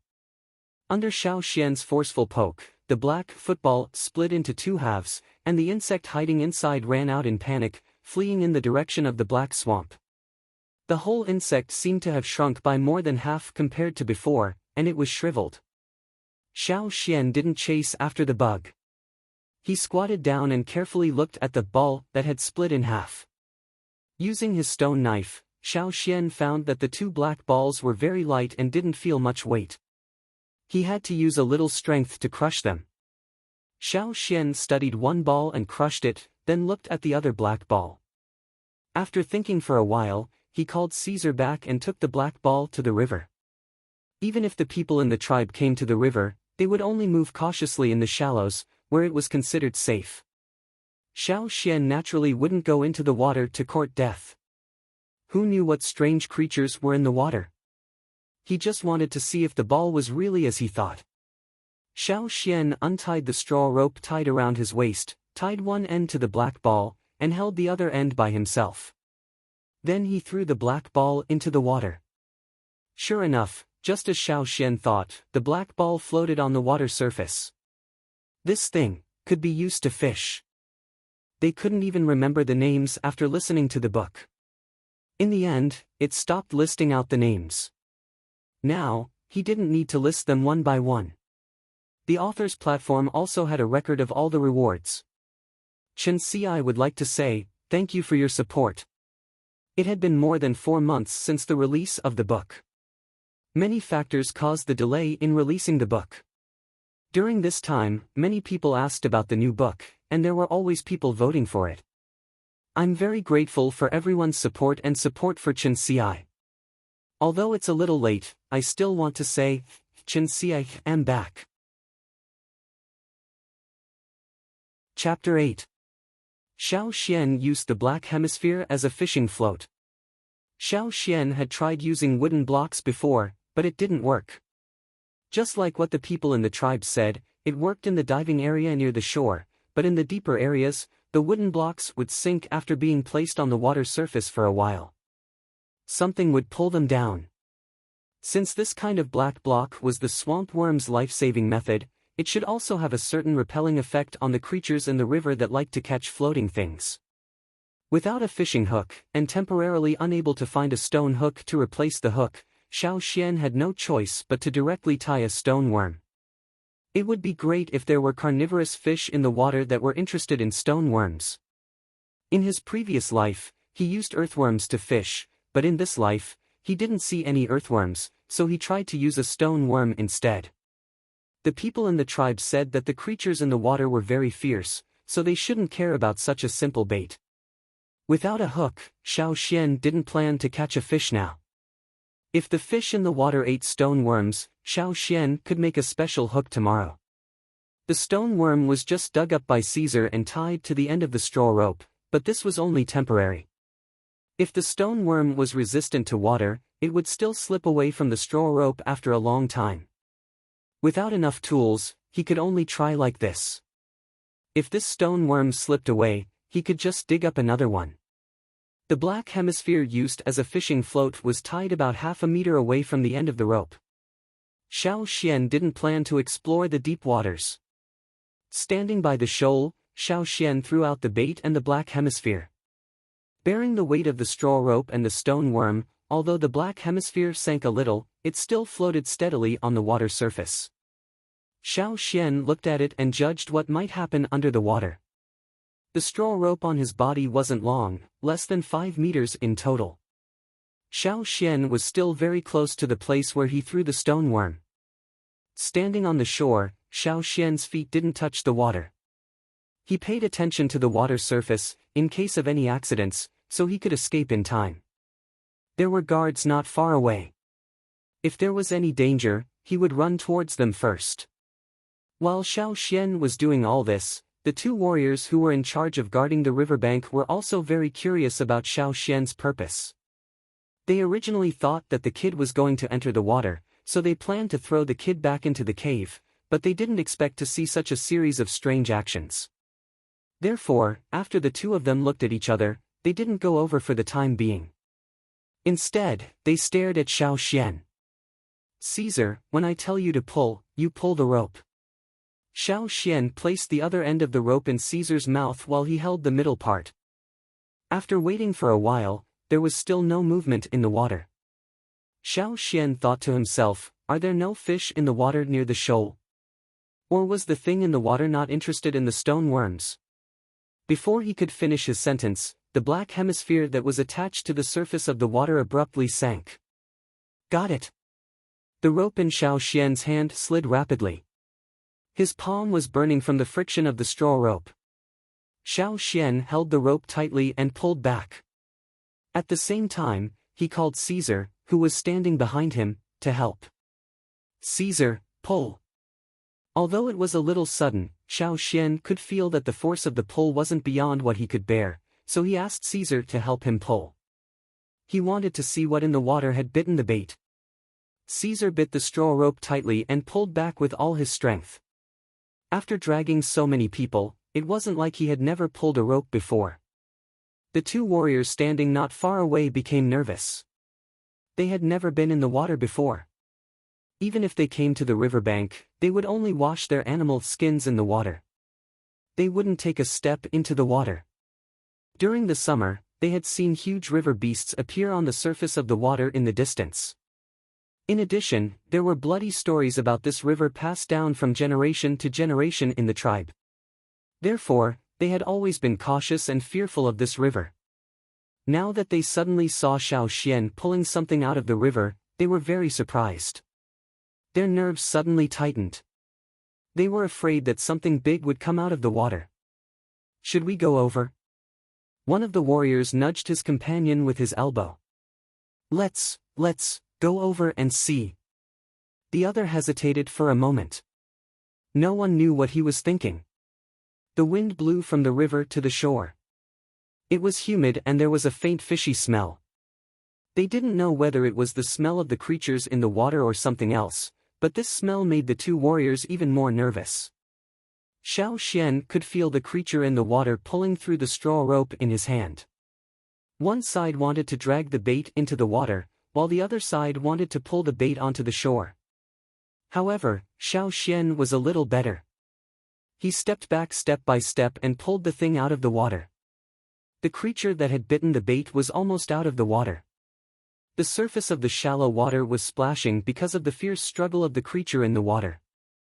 Xiao Xian held the rope tightly and stared at the surface of the water as he pulled back. Suddenly, a picture flashed in front of his eyes. It was like a big mouth with countless fine teeth was biting towards him. The whole mouth almost covered Xiao Xian's head.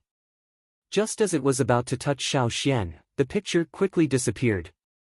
The picture flashed too quickly. Xiao Xian didn't have time to dodge before it disappeared. Xiao Xian shook his head. He was probably too nervous and hallucinating. By the time the two warriors reached Xiao Xian's side, the creature in the water had revealed its full appearance. It was a very strange-looking fish. It was about half a meter long, and its head took up 2/3 of its body. After being pulled out of the water, the fish's mouth was still tightly biting the rope that tied the stone worm. It didn't have any intention of letting go. Seeing that the warriors who had rushed over were stunned and didn't seem to want to help, Xiao Xian called out to Caesar. "Keep pulling, don't stop." This was the first time Caesar was pulling a fish. Other than being surprised and alert at the sight of the unknown creature, he quickly bit the straw rope and pulled back with all his strength. After pulling the fish out of the water and a little further back to make sure it wouldn't jump back into the water, Xiao Xian let go. "It's finally out. Good on you, Kai." "Caesar. Let go. Where the fuck are you dragging the fish to?" Caesar was still pulling back with his butt in the air. As he pulled, he let out a low growl. Obviously, the fish that had been pulled out of the water had alerted him and made him want to fight. He was so engrossed in pulling that he continued even after Xiao Xian let go. When he heard Xiao Xian's words, Caesar reluctantly let go. He carefully approached the fish that was still flapping its tail. He bared his teeth as if he wanted to take a bite out of it. It was only a few steps from where Xiao Xian had first stood to where he had thrown the stone worm. The place where he had thrown the bait was supposed to be less than a person's depth. He didn't expect there to be such a ferocious fish in shallow water. Look at its big mouth, full of fine teeth, and it wouldn't let go of the bait. After it was pulled out of the water, it still flapped its tail vigorously and struggled violently. It looked like it wouldn't give up until it tore off the bait. One of the warriors who had come over used a spear that was either made of stone or had a spearhead to pierce through the fish. He used a lot of strength and the spear was very fast. The spear directly pierced through the fish's body and nailed it to the ground on the shore. The pierced fish finally let go of the rope. Its mouth opened and closed forcefully. The fish swayed its head as if it wanted to take a bite out of everything around it. As for the straw rope that had been loosened by the fish, only a piece of the stone worm that had been tied to it was left. The straw rope was almost bitten off. The straw rope used by Xiao Xian was very tough and wear-resistant. He had woven it himself and often used it to tie things up. It had been used for a long time without breaking, so it was very durable. He didn't expect that the straw rope would be bitten off in such a short time. Xiao Xian's eyes fell on the strange fish's open mouth, and he was startled. The most obvious part of the fish's head was its big mouth. In the mouth of the strange fish, countless fine sharp teeth could be seen. With such a proportion in teeth, it seemed that the fish was born to bite and kill. If it hadn't been for Caesar's help, Xiao Xian wouldn't have been able to pull it out of the water so quickly. If the nearby diving areas were full of fish like this, people would have been bitten off as soon as they entered the water. This was only one of the fish species. There might be more terrible things in the water. No wonder even the totem warriors in the tribe didn't want to go into the water. Xiao Xian shuddered at the thought of what would happen to the children in the tribe if they went into the water. Moreover, when he was pulling the rope, the scene that flashed in front of his eyes seemed to be this fish's mouth full of fine sharp teeth. Xiao Xian stared at the fish's mouth. He thought of the illusion he saw in front of the stone wall in the remote mountain village at the end of his previous life. The two warriors next to him saw Xiao Xian staring at the fish's mouth in a daze. They thought that Xiao Xian was scared and didn't dare to get close to this ferocious-looking creature. It was the first time for Xiao Xian to see this kind of fish, but one of the two warriors had seen it before. "Before I awakened my totem power, I followed my father to the river. I saw this kind of prey once. The shaman said it was called a fish. There are dangers everywhere in the water. At that time, a woman washing animal skins by the river had her arm bitten off. My father stabbed one to death with a spear." Saying this, the warrior glanced at Xiao Xian. He didn't expect that Xiao Xian would be able to pull the fish out of the water without going into the water. That year, his father risked his own life to go into the water and save the woman who was dragged into the water. Unfortunately, half of her arm was gone when he rescued her. After that, the women in the tribe didn't come to the river to wash animals' skins anymore. They had no choice but to come to the river to get water when the river narrowed during drought. When Xiao Xian came back to his senses, the fish was already dead. The warrior who stabbed the fish pulled out the spear and took the fish from the spearhead. He held the fish's tail and handed it to Xiao Xian. "Here you go, this is your prey. Good job. You will become an excellent warrior in the future." After thinking for a while, the warrior said, "You'd better stay away from the water. Other than the fish, there are many dangerous things in the river. You won't be so lucky every time." However, half an hour later, Xiao Xian, who was thought to be not so lucky every time, used the same method to pull out a bigger fish from the water. The two warriors were speechless. Chapter 9. The second fish that Xiao Xian dragged ashore was slightly bigger than the previous one, so he didn't ask the warrior to help him stab it to death. Instead, Xiao Xian knocked the fish unconscious with a stone. Even if it was only unconscious, it wouldn't live long out of the water. After tying the fish with a rope and hanging it on a tree, Xiao Xian took out the smaller fish that he had dragged ashore and found a few dry branches. Looking around, Xiao Xian found that the two warriors who were responsible for guarding the riverbank were looking at him curiously, so he raised his hand and waved at them. The two warriors who returned to the guard post hesitated for a moment, but they couldn't suppress their curiosity and walked over. "Xian, what are you doing? Do you want to eat it? Do you need my help?" The warrior who had stabbed the fish before asked Xiao Xian's name. They were both afraid and curious about the fish, but now that the fish was dead, their fear was gone, leaving only the curiosity of a hunter for a new prey. "Let me do it. Weren't you in charge of killing it?" The other warrior pushed the former away, took out a stone knife, and grabbed the fish. He cut open its stomach and discussed with his companion. "Ha! Is this the intestine? How can it be so short? Where's its stomach? Is it this? No, it's this. This must be the stomach. Be careful. What's this? Don't break it, I don't know if there's a poison sac. Where's the heart? Move the knife forward a little bit. Hey, can you do it? The fish has lost so much blood, it's not stable. If you can't do it, I'll do it." The two warriors were discussing enthusiastically. Xiao Xian, who was standing next to them, was twitching his face. Were they hunting warriors? Was he actually a freakish forensic doctor? They were two extremely curious anatomical enthusiasts. No matter how bad Xiao Xian's impression of the two warriors was, he had to admit that they were really good at dissection. Even if it was the first time they touched the fish, they could quickly solve it. While dissecting the fish, they also told Xiao Xian about the things they needed to pay attention to when hunting in the forest. For example, which animals had poisonous organs, which ones had poison sacs, which ones tasted better, and so on. For the sake of safety, they never ate the organs of unfamiliar creatures. Soon, the only thing left was a fish with its organs dug out, its head cut open several times, and its gills dug out. There's not a lot of parts that can be eaten, but the size is okay, the warrior with the stone knife said as he wiped the blood on the knife. Instead of washing it in the river, the two warriors just wiped the blood on the fish with leaves, and then wrapped the organs with leaves. They dug a hole next to a tree and buried it. The smell of blood might attract other creatures. It was fine in the tribe, but on the riverbank, other than flying creatures, there might be creatures in the water that were sensitive to the smell of blood. They had to be careful. They also reminded Xiao Xian to do the same in the future if he encountered something similar. The tools used in the tribe to make fire were not as primitive as Xiao Xian had imagined. They used a kind of powder. Every warrior carried that powder with them.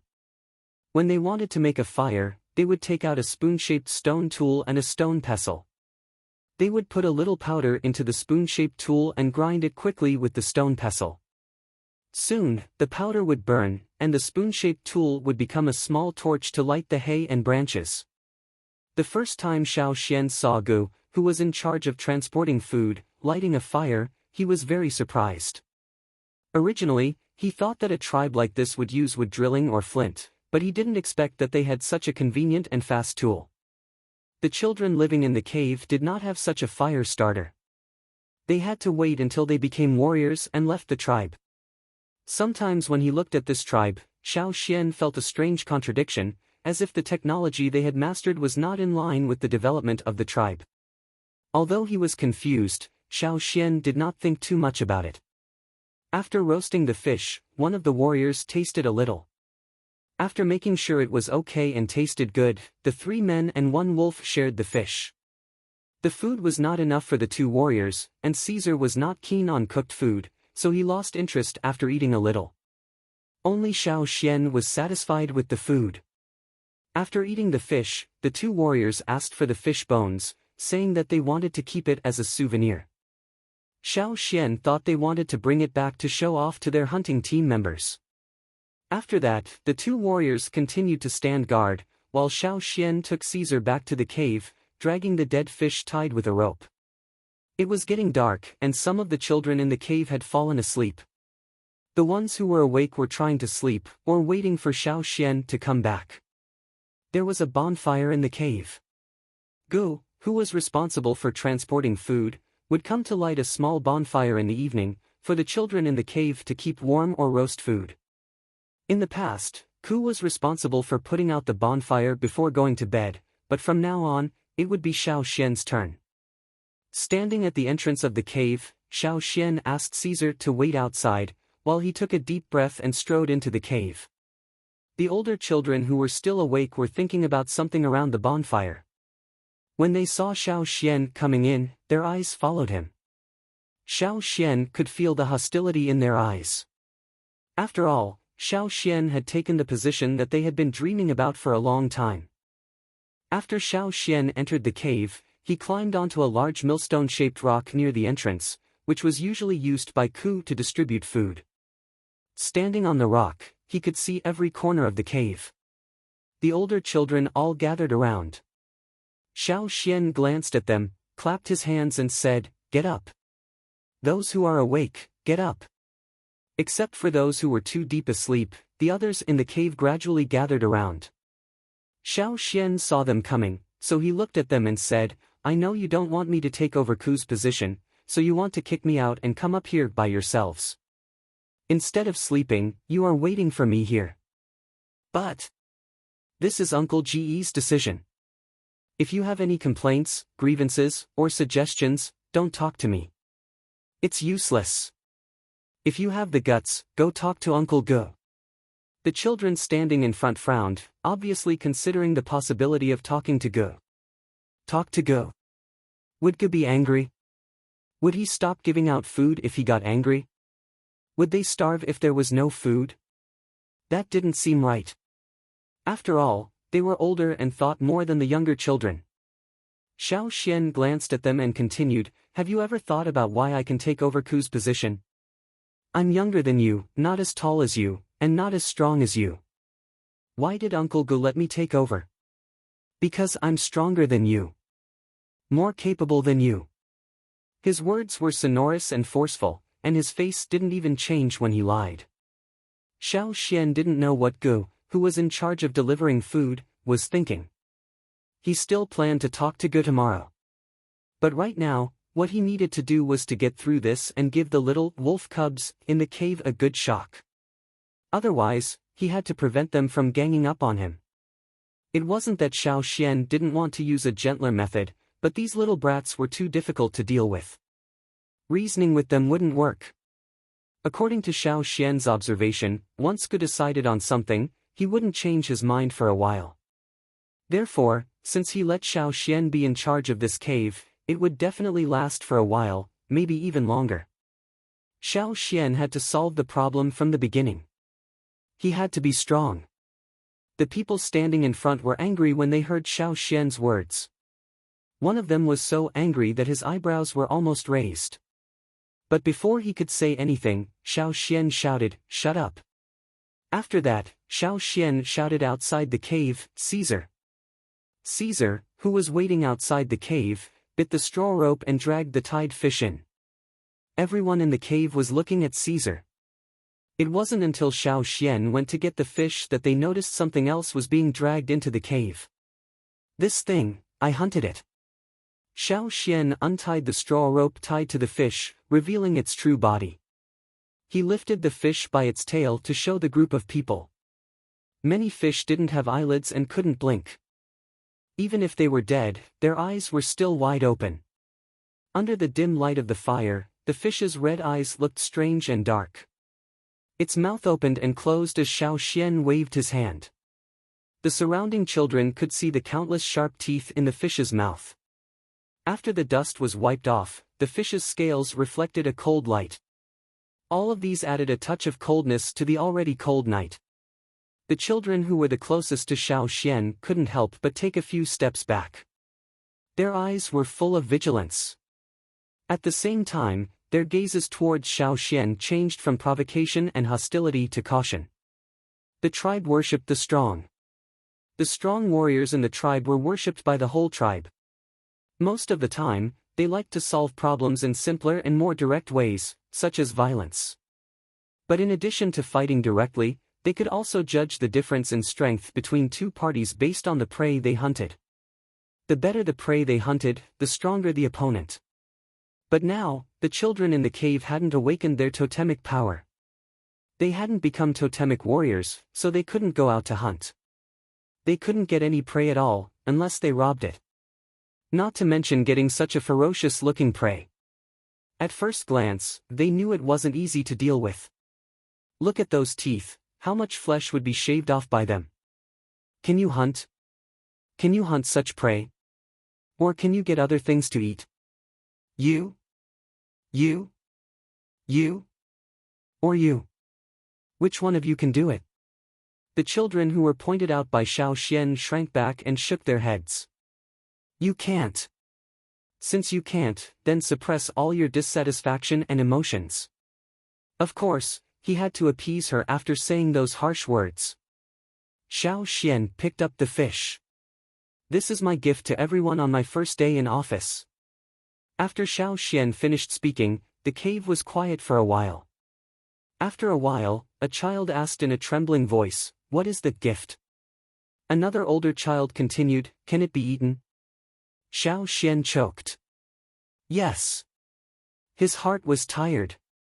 Whoosh, the atmosphere in the cave suddenly became lively. Whatever dissatisfaction, whatever cautiousness, whatever resentment, all of it was thrown out of the window. Eat, to them, was probably the most beautiful word in the world. Chapter 10. Now Xiao Xian was at most a small cave master, and the people in the cave were all kids who were not so peaceful. Xiao Xian removed the internal organs and gills of the fish he brought with him. There was a special place in the cave for throwing garbage, so Xiao Xian threw it there directly. There were all kinds of leftovers, and every few days, the tribe would send people to clean it up. Except for the parts that couldn't be chewed, the rest of the fish was eaten clean, leaving only a broken skeleton and a mouth full of sharp teeth. The kids in the cave all fell asleep after eating the fish. Xiao Xian left a torch to extinguish the fire, and then took the torch to the depths of the cave to have a look. Originally, he planned to trade for some food and animal skins before winter came. Now that he had taken over the cave and found a way to fish, he wondered if he should bring some people to catch more fish tomorrow. The more food they stored, the more food they would have in the winter. After all, the food provided by the tribe was not much. The people in the tribe were now stocking up food before winter. Every day, people could see people making jerky to preserve food.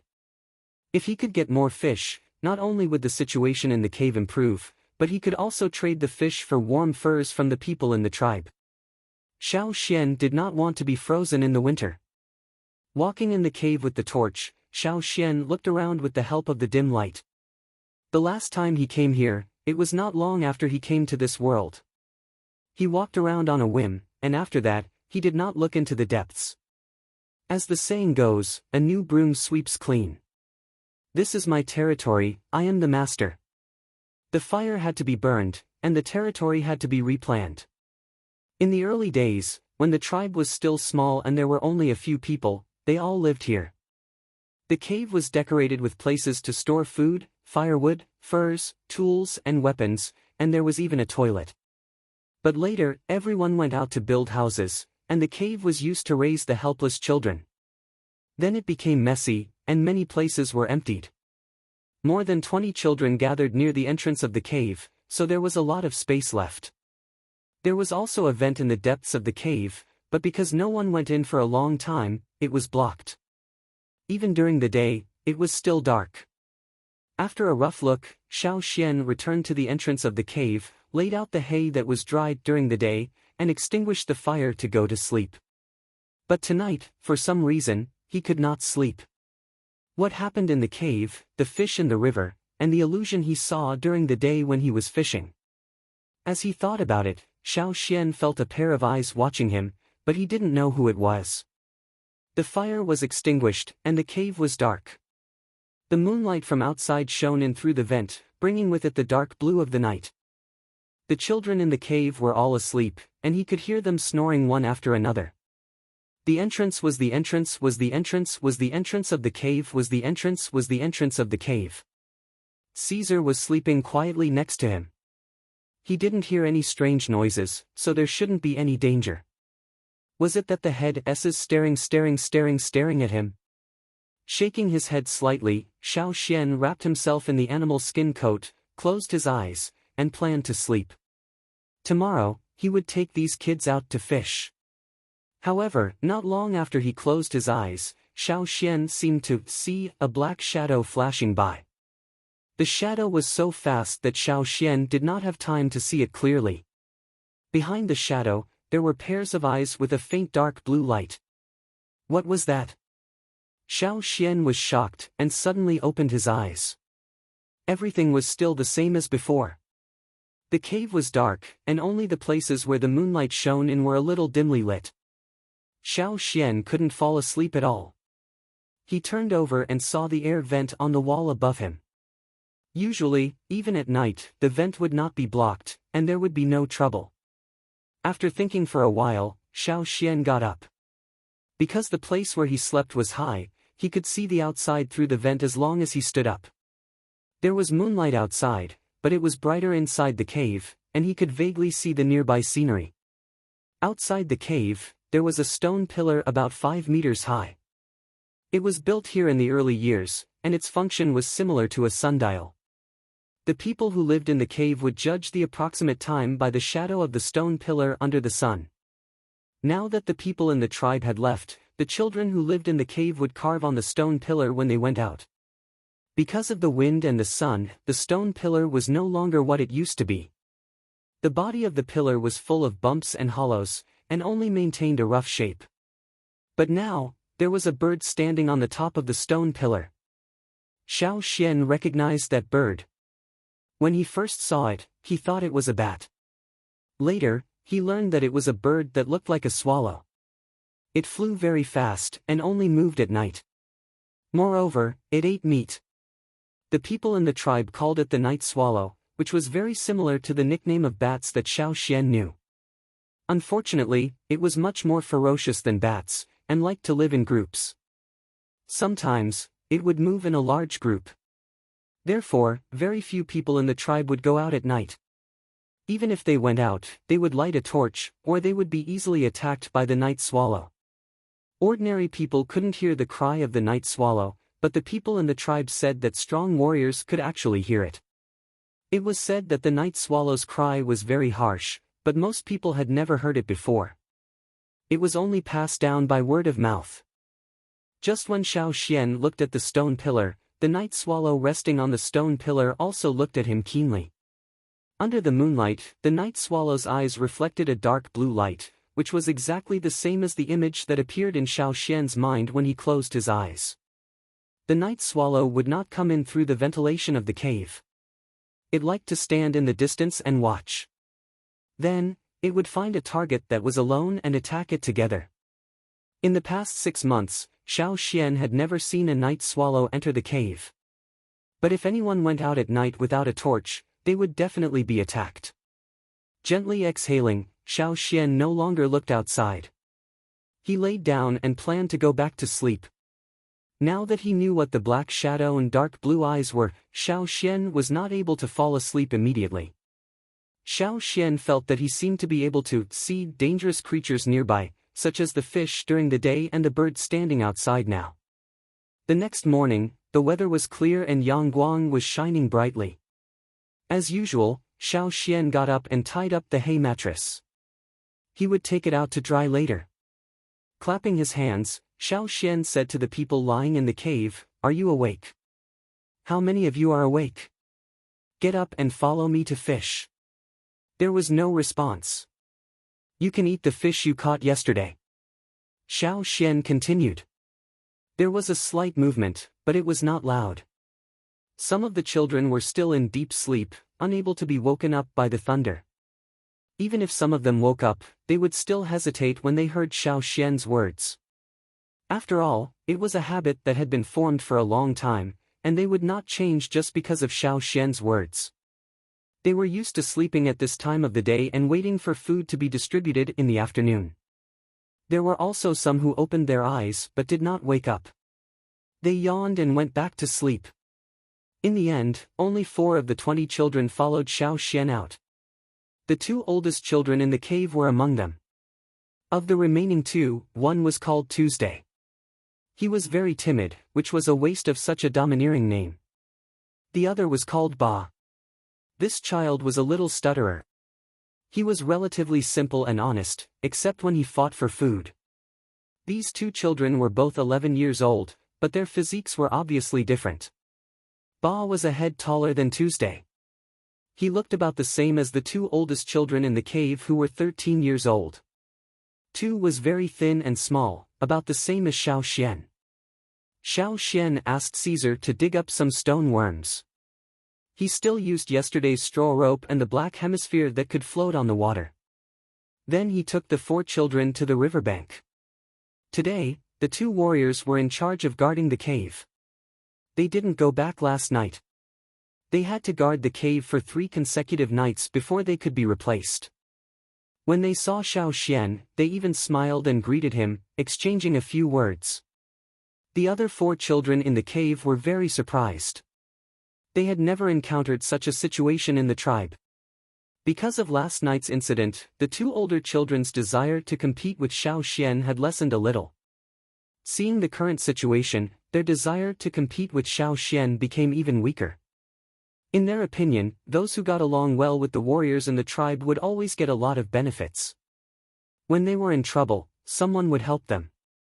Ku, for example, was often envied by others because he knew some people on the mountainside. Xiao Xian prepared everything and told the 4 of them what they were going to do later. "That's it. It's very simple. Follow me and do what I say. When we catch the fish, we will share it." As expected, the 4 children's eyes lit up when they heard the word eat. The worries they had when they saw the river dissipated. The length of the straw rope was limited. This time, Xiao Xian didn't plan to throw the bait too far. He also didn't ask Caesar to help. The 4 children took Caesar's place from yesterday, while Caesar quietly squatted next to them. The 4 children held the straw rope in their hands. They were very nervous. Besides the nervousness of encountering creatures in the river for the first time, they were also very excited about catching fish for the first time. "Okay. Don't move now. Wait for my command." Xiao Xian stared at the water and said after throwing the bait. Soon, there was some movement in the water. This was the 3rd time they caught fish. Xiao Xian had experience and immediately shouted, "Pull." Hearing Xiao Xian's words, the 4 children held the straw rope tightly and pulled with all their strength. After all, the 4 children together were stronger than Caesar. This time, they pulled the fish quite smoothly. The fish that was pulled up was similar to the one that Xiao Xian caught for the first time yesterday. It was the first time the 4 children had seen a living fish, and a very lethal one at that. After Xiao Xian asked them to let go, they immediately picked up the wooden sticks beside them and smashed the fish with all their strength. Especially Tu, who was timid but still moved forward. He waved the wooden stick to hit the fish's head while screaming in fear. Xiao Xian wanted to beat him up. Okay. Stop. Xiao Xian stopped them and pulled away the 4 children who were waving the sticks around the fish. Xiao Xian had told them at the beginning about the danger of this kind of fish. He told them to bring long tools and be careful when fishing. Now, the 4 children were on guard. Unfortunately, it was their first time fishing and hunting in their lives. They were too excited and all kinds of emotions mixed together. When they attacked the fish, they used all their strength. The 4 of them worked together. In just a short while, when Xiao Xian pulled them away and looked at the fish, it was a horrible sight. How could they eat it when it was beaten like this? The first fish was thrown aside. Xiao Xian ordered them to catch a second one. This time, they finally kept the fish intact. They killed the fish and dug out its internal organs. Then they went to the 2 warriors to borrow a fire and roasted the fish. The fish that Xiao Xian brought back to the cave last night looked big, but there were too many bones. The proportion of the fish that could be eaten was not big. Plus, there were more than 20 children in the cave, so there was very little food for each of them. But today was not the day. The half-meter-long fish was divided among 5 people. No matter how many bones there were, each of them could eat a lot. The 4 children were very excited, but they did not know how to express themselves. They had to focus on eating, so they could only laugh like crazy. It's delicious. Tu said. Yes. Eating fish is good for the brain. Xiao Xian said. What is brain? One of the children asked. Xiao Xian thought for a while and explained simply, it means that you will grow better. If I grow better, does that mean that I can become stronger, bigger than before? Like totem, warriors? Ba stuttered. Hearing Ba's words, the other 3 children also looked up at Xiao Xian. Their eyes were shining. Although the children in the cave were very fierce, they were not good at hiding their emotions. What they were thinking could be seen on their faces. At this moment, the 4 children looked at Xiao Xian's expression, as if urging Xiao Xian, tell us. As long as it is good, we will believe whatever you say. Therefore, Xiao Xian swallowed back the words that were about to come out of his mouth. He paused for a while, and then said, yes. Against his will. The river slowly washed the riverbank. The surface of the water looked calm, but just now, Xiao Xian saw the image of the fish's mouth full of sharp teeth. It was much bigger than yesterday's, but the image was fainter, probably because the big fish was farther away. In the boundless Tamshui River, danger and opportunity coexisted. The rations for the winter were here. Xiao Xian thought to himself. It has been a week. Thank you for your tips and recommendation tickets. Today, I even saw the Tangyuan reward. Thank you. Happy Lantern Festival. Friends who are working or studying outside and can't go home, remember to cook a bowl of hot white Tangyuan for yourself. Chapter 11. After they were full, the 5 of them caught 6 more fish. One was given to Caesar, which was not roasted. Caesar liked to eat raw food. As for the remaining 5, Xiao Xian gave one to each of them as trophies.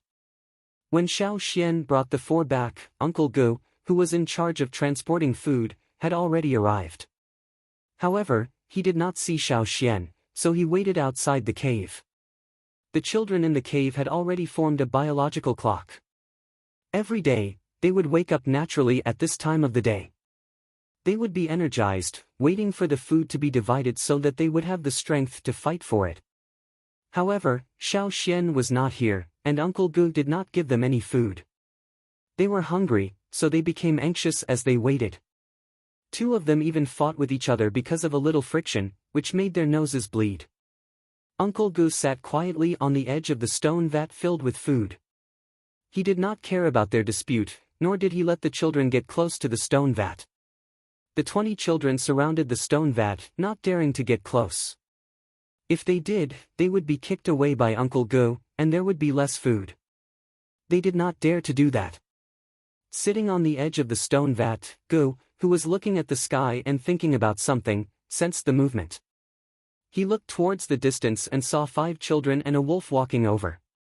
The one leading them was the new cave master Xiao Xian.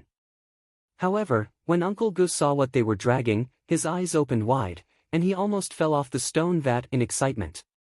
Before Xiao Xian and the others came closer, Uncle Gu could not help but jump off the stone vat and walk over. After 2 steps, he stepped back, picked up the stone vat, and walked over again. If only the stone vat was left here, the kids in the cave would definitely fight for it. This is fish? Uncle Gu pointed at the fish in Xiao Xian's hand and said. Many years ago, because of the accident by the river, Uncle Gu had seen this kind of creature in the water. However, he did not see it again because the chieftain did not allow them to go into the water. He did not expect to see it here today. How did you get it? If it was just luck, it was impossible to get so many. One fish was already rare enough. Could it be that something strange happened at the river bank, and many dead fish came ashore?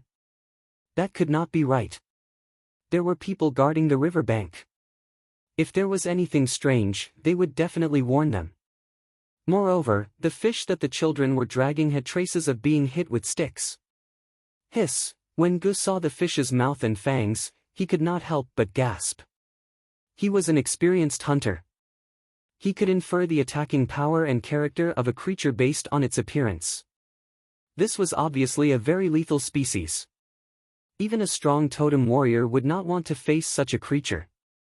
But he couldn't understand how these weak kids who hadn't awakened their totemic powers could catch fish. The 2 older kids beside Xiao Xian couldn't help but proudly tell Gu about their hunting operation this morning to show off their bravery. Showing off their abilities in front of the older warriors was good for them when they joined the hunting team in the future. It was also something that the kids in the tribe liked to do. The 2 children's narration was not clear, but Gu, who was experienced in hunting, was able to connect the dots based on their words. Gu looked at Xiao Xian with a complicated expression, and waved his hand. Let's distribute the food first. When the kids in the orphan cave saw the fish that Xiao Xian and the others were dragging, they wanted to surround them. On the other side, except for Xiao Xian, the other 4 immediately became alert. Even Ba, who was honest before, looked fierce. He hid the tied fish behind his back with one hand, and held the stick with the other hand. He would fight with anyone who came to snatch the fish. Caesar helped to look after Xiao Xian's fish. The kids in the tribe didn't dare to snatch it, so they could only stare at the other 4 kids. Fortunately, they were distracted by the food distribution. It was the first time that Xiao Xian was in charge of distributing food. He had seen how Ku did it, so he quickly got the hang of it. He even left some for the other 4 kids who were guarding the fish. Gu watched from the side as Xiao Xian finished distributing the food, and then looked at Xiao Xian's fish. He lifted the tank, looked at the fish again, took 2 steps, looked at it again, and finally left reluctantly. Like the other 2 warriors guarding the river bank, Gu didn't do it for food. He was just curious about the fish. Unfortunately, Xiao Xian just wouldn't let him see the fish. Who asked this person to make him the cave master for no reason and not explain why? No one in the tribe gave these fish a name, so Xiao Xian directly called them piranhas. Xiao Xian had long noticed that there were some hanging devices above the cave. He didn't know how many years it had been in use. Xiao Xian tried using his own fish first. It could be hung up, and the stone trench above did not break. Seeing Xiao Xian doing this, the other 4 kids also asked him to help them hang the fish. They couldn't eat such a big fish all at once, and they didn't want to share it with others. They also had to guard against the other kids in the cave, so it was best to hang it up. The other end of the straw rope was tied to the wall. The 4 kids each guarded their own rope. They had to watch their own food to feel safe. Seeing that the 4 kids all had such big fish, the other kids in the cave started to regret not following them this morning. With a comparison, Xiao Xian also took this opportunity to instill a thought in these kids: follow me, and there will be meat to eat. Want to follow me tomorrow? Okay, but you have to listen to me, Xiao Xian said. It wasn't easy to make the kids in the cave listen to him. It was useless to beat them up today, tomorrow, and the day after. Many kids in the tribe were not only resistant to beatings, but also stubborn. They were also very reckless. If you beat them down this time, they could still rob you next time. Even when the former cave master Ku was still around, not everyone was convinced. Many people had been beaten up by Ku, and Xiao Xian had seen it happen a few times. The beatings were quite severe, and they had to rest for more than 10 days before they could get up and walk. But now, Xiao Xian's words of "follow me, and there will be meat to eat" could smooth out their anger. The next day, Xiao Xian asked the kids to make straw ropes. In this season, there were many kinds of grass suitable for making straw ropes. The raw materials were easy to find, but not everyone knew how to make straw ropes. Many kids in the cave didn't know how to make straw ropes. Some of them had learned it from their parents, but they stopped making it after their parents passed away.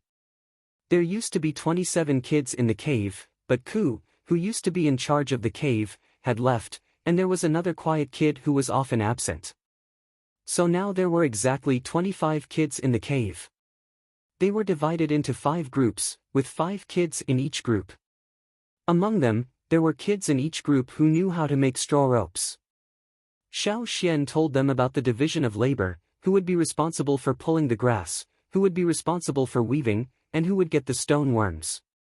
However, these kids didn't seem to like cooperation. They always fought with each other in the same group, and they could even fight over a straw. Xiao Xian went over to calm them down. He thought for a while, and changed his words: now each of your groups is a hunting team. This is your own hunting team. Hunting team. Hearing the words, hunting team, the 20 kids were all lost in their thoughts. In the hearts of the kids in the tribe, hunting team was a very bright and high-end term. Only warriors who had awakened their totemic power could join. Joining a hunting team meant having a lot of food. They didn't expect that they could join a hunting team now, and start hunting right away. Just thinking about it made them excited. Xiao Xian looked at these kids, and said, "Okay, now those who don't want to join us, those who don't want to listen to my orders, and those who like to fight, step out." No one moved. The kid who stood in the front looked around, and felt that he was too conspicuous, so he quickly stepped back. He was afraid that he would be misunderstood as quitting. The kid who had just beaten the kid in his group was now very serious. He stood there obediently, and didn't feel that he was the kind of person who liked to fight. "Okay, since no one quits, then let's go. Let's make a deal. Listen to my orders. Anyone who doesn't listen to me and acts on his own will be kicked out of the hunting team." Xiao Xian knew what these kids were afraid of, so he used the word hunting team to threaten them. These kids didn't have a good temper, but it was simple. You only needed to know what they cared about. Sure enough, they were much more obedient this time. But when it came to actual action, it was still not so smooth. By the river bank, the 2 warriors who were in charge of guarding stood not far away.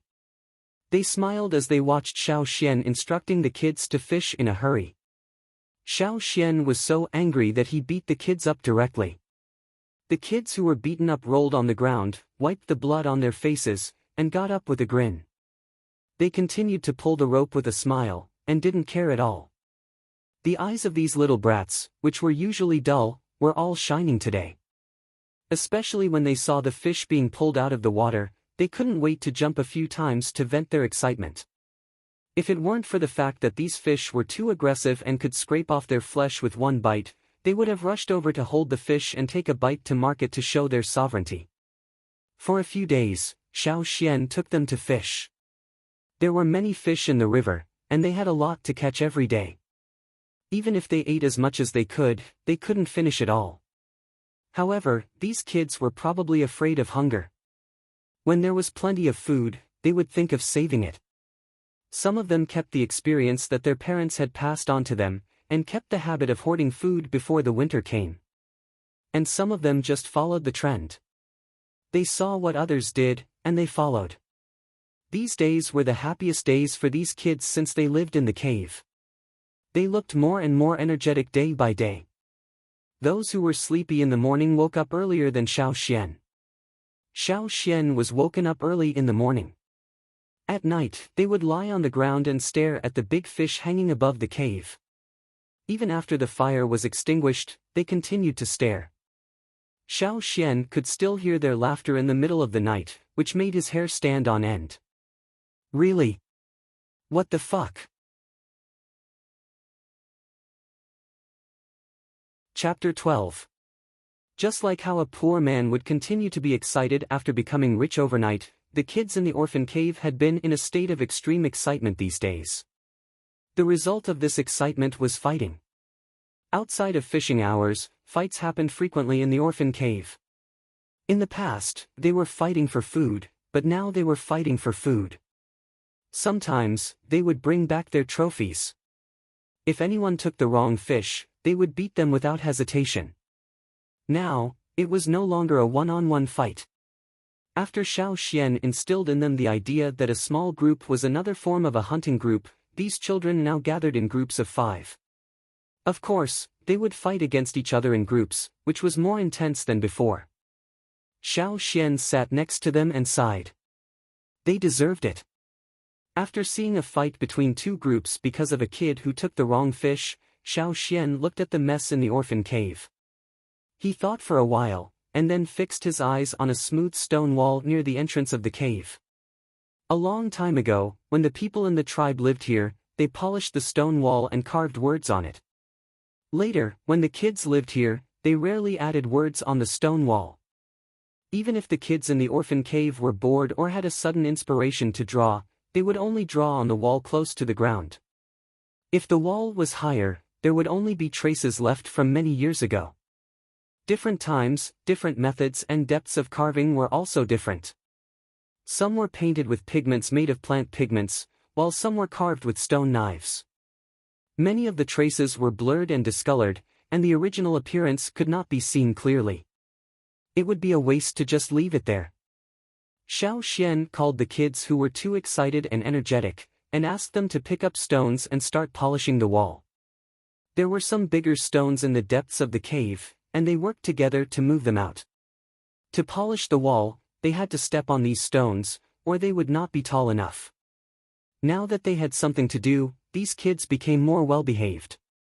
Besides, it was Xiao Xian's order, so no one objected. Even if they were unwilling, they would still take the stones to polish the wall.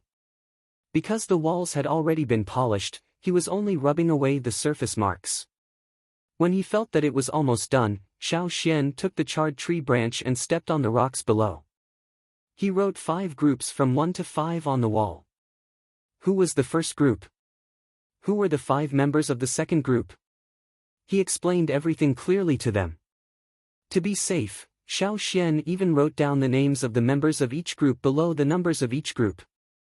Every once in a while, the tribe would send people to the cave to teach the kids the most basic things, such as counting, some common words, and so on. Xiao Xian learned the words here, but the kids in the cave were not willing to listen before, so they learned very little. Every time someone came, only Xiao Xian would listen carefully for a while. The kids in the cave all wore a stone card around their necks, and their names were written on the stone card. Even if they did not know how to write, and could not recognize many words, they could still recognize their own names. After writing down the names, the groups were divided, and the fish they brought back had to be written down. Xiao Xian only wanted to write down a number to record how many fish each group caught, but the kids were not satisfied. Looking at the fish hanging above the cave, Xiao Xian used a charcoal stick to draw some simple strokes on the cave wall. It was an abstract fish. 1 stroke was enough for each fish, as long as they could tell it was a fish. Finally, the kids were satisfied. They even asked the person in their group who was the best at counting to verify whether the number of fish drawn by Xiao Xian on the cave wall was the same as the number of fish they hung on the wall. Each fish was just a stroke, and there were only dozens of fish here, so it did not take much effort. Anyway, they had nothing to do. Plus, the cave was big enough, and the wall was wide enough, so it was not a problem to draw 1,000 fish. The place where Xiao Xian drew the fish happened to have a high vent on the opposite wall. During the day, Yangguang's light would shine into the cave wall, so the calligraphy and paintings on the wall could be seen clearly. Therefore, every day when they were not fishing, the 5 children would sit together in the cave and weave straw ropes. After a while, they would look up at the wall of the cave and count the fish in their group. Then, they would count the fish hanging on their territory. Because of this, the kids' counting ability improved rapidly. In the past, they would rather use a stone stick than count, but now, they could count dozens of times a day without being urged.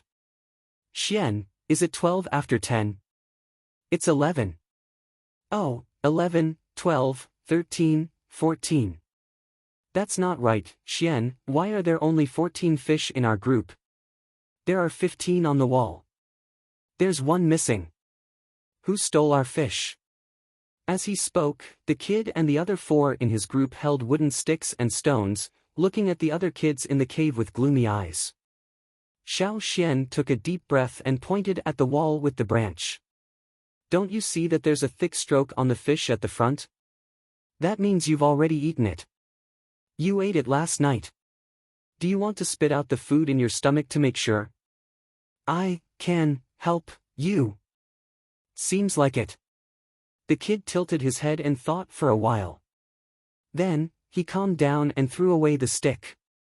He sat down with the other 4 and continued to weave straw rope, as if nothing had happened. Xian, I heard from Uncle Gu that tomorrow's weather will be good. Are we still going to the river tomorrow? A kid asked expectantly. The other kids also pricked up their ears and stared at Xiao Xian with bright eyes, as if their hearts would be broken if Xiao Xian said no.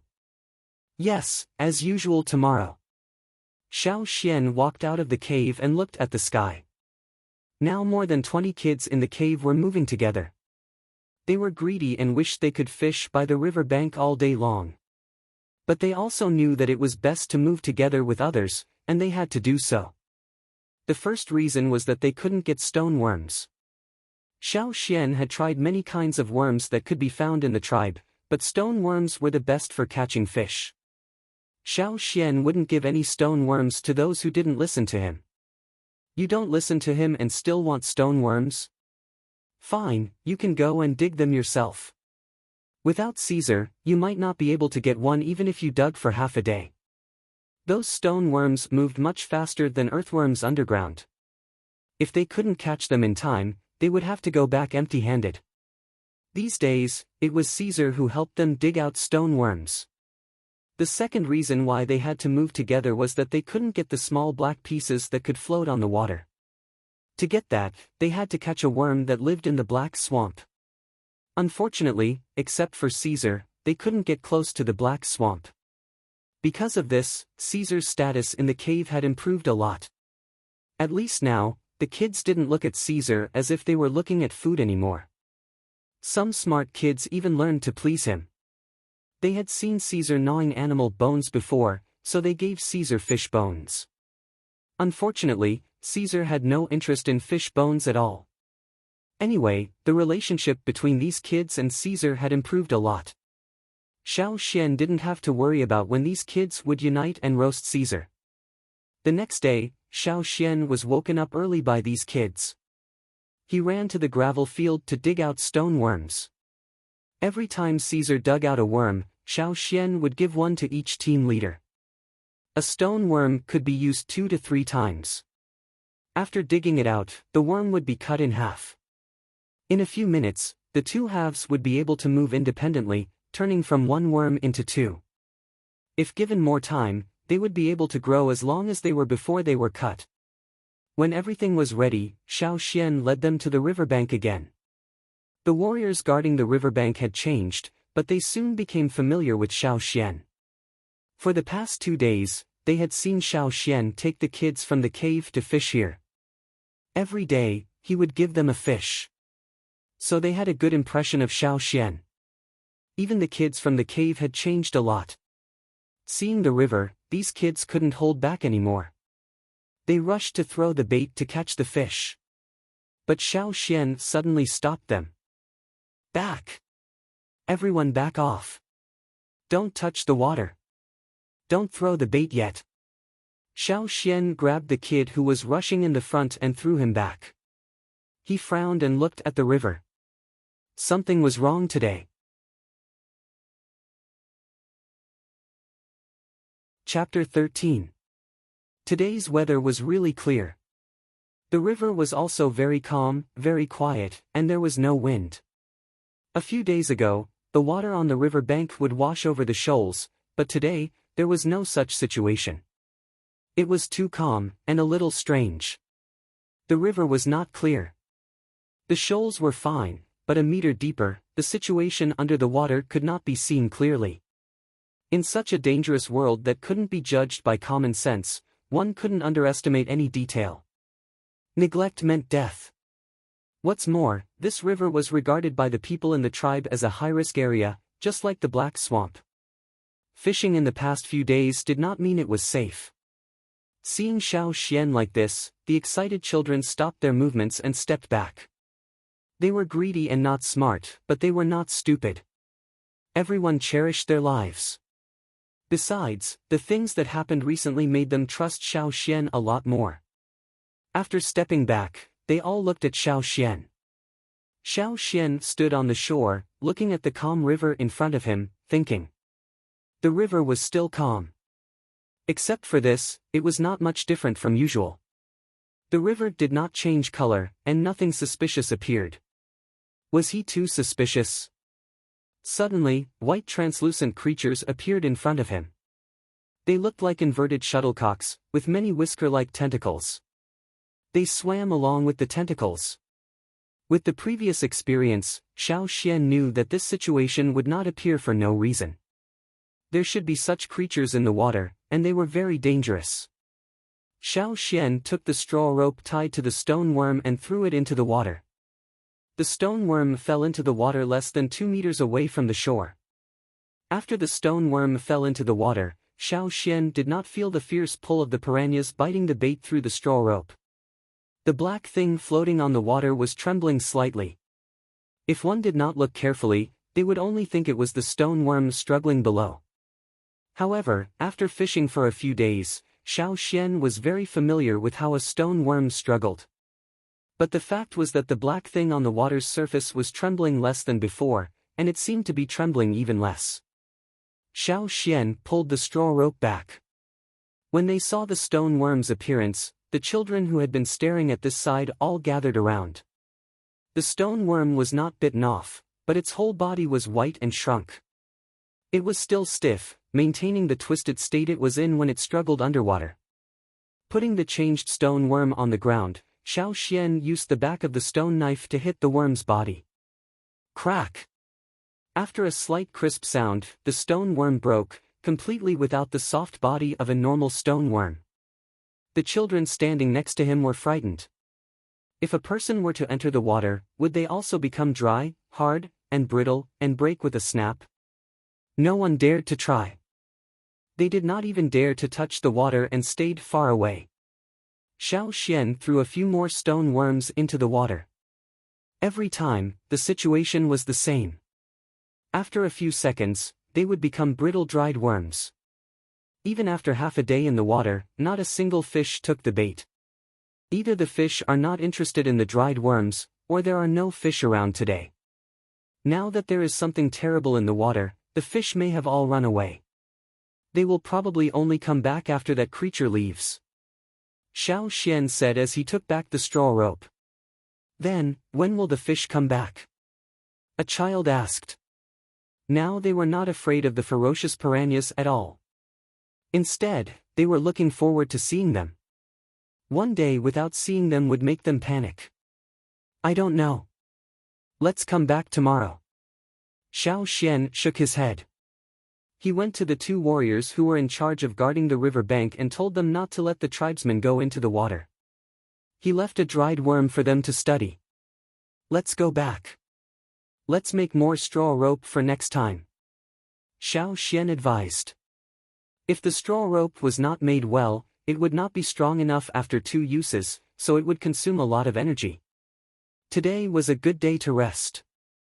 Xiao Xian let them gather enough grass and sat in the cave to make straw rope. Although the children were scared when they saw the stone worm, they were more unwilling to give up. If they could catch fish today, how many would they catch? At least 4. If Caesar could dig up more stone worms, they might be able to catch even more. For the sake of their lives, they could not catch any today.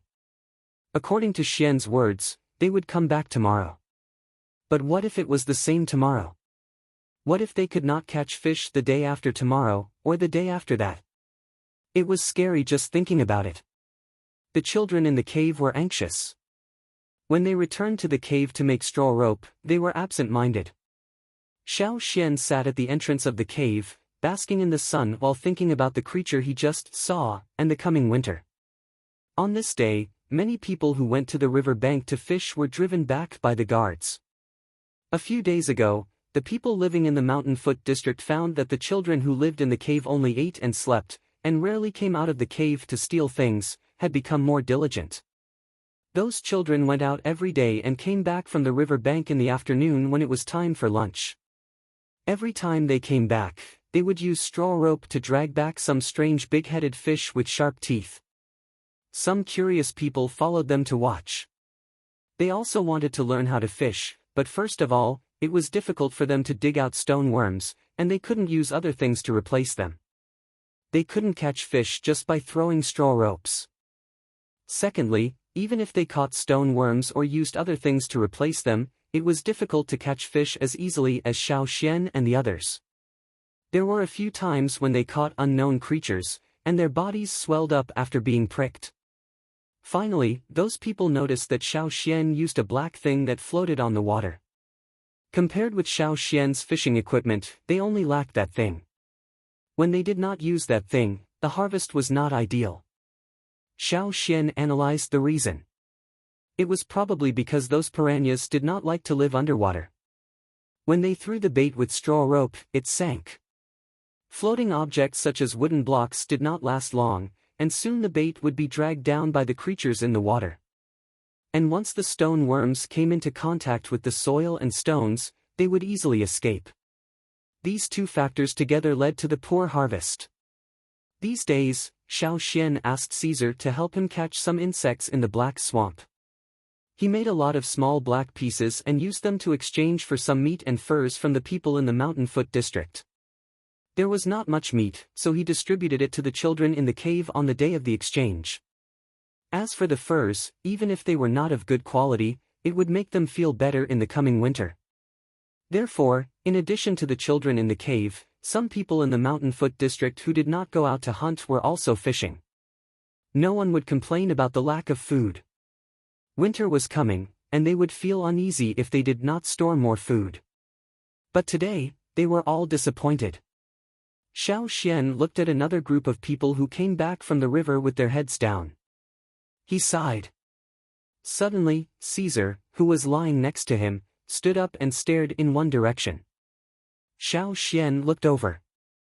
There were a few big rocks about 20 meters away from the cave. Usually, if the weather was good, some children would lie on the rocks to bask in the sun. But now that there was something to do, no one would go there. At this time, there was no one on the rocks, but Xiao Xian saw a little bit of animal skin on the side. Even if it was just a little bit, Xiao Xian could recognize it. It was Sai, who used to rob Xiao Xian's things. A few days ago, he was beaten down by Xiao Xian at the training ground. Usually, Yi and Zhan would be with Sai. But today, they were here again. The day before yesterday, when Xiao Xian and Caesar went to the edge of the black swamp to catch insects, the three of them blocked Xiao Xian at the gravel field. They wanted to snatch the small black pieces that could float on the water surface.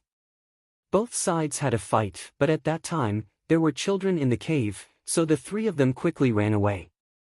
Today, the three of them did not give up, and wanted to steal something from here. They did not dare to rob the fish, because the tribe had a rule that no one was allowed to rob the children's food. But other fishing tools were not included in the food.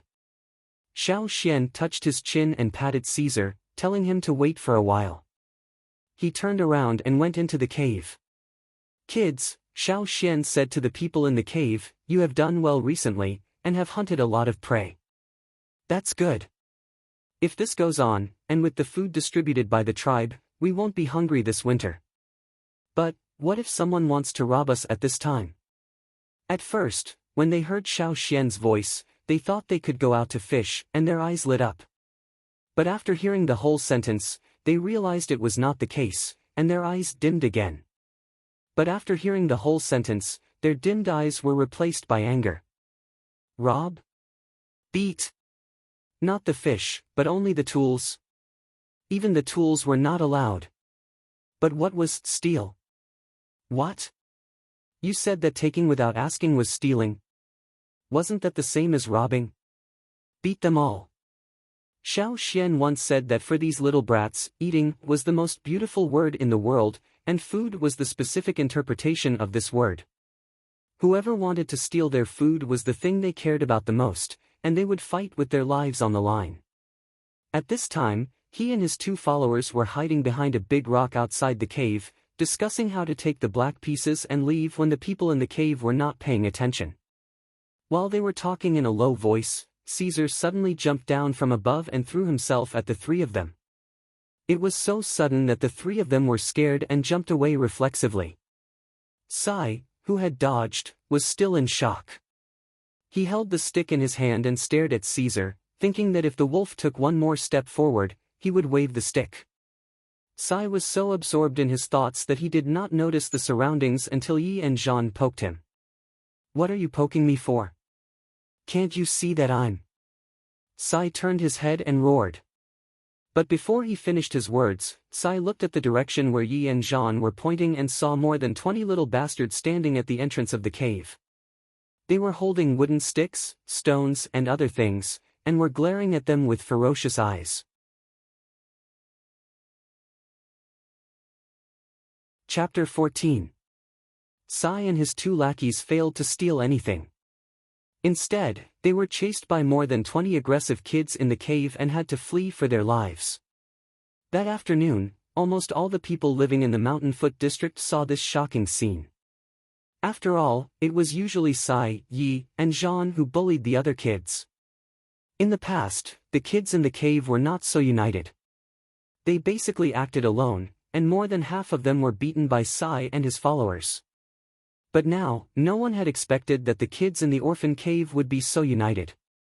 More than 20 of them surrounded Sai and his two companions and beat them up. If it were not for their parents who came to rescue them, they would have been beaten up even more severely. Because of this incident, the people in the Mountain Foot district had a new understanding of the kids in the cave.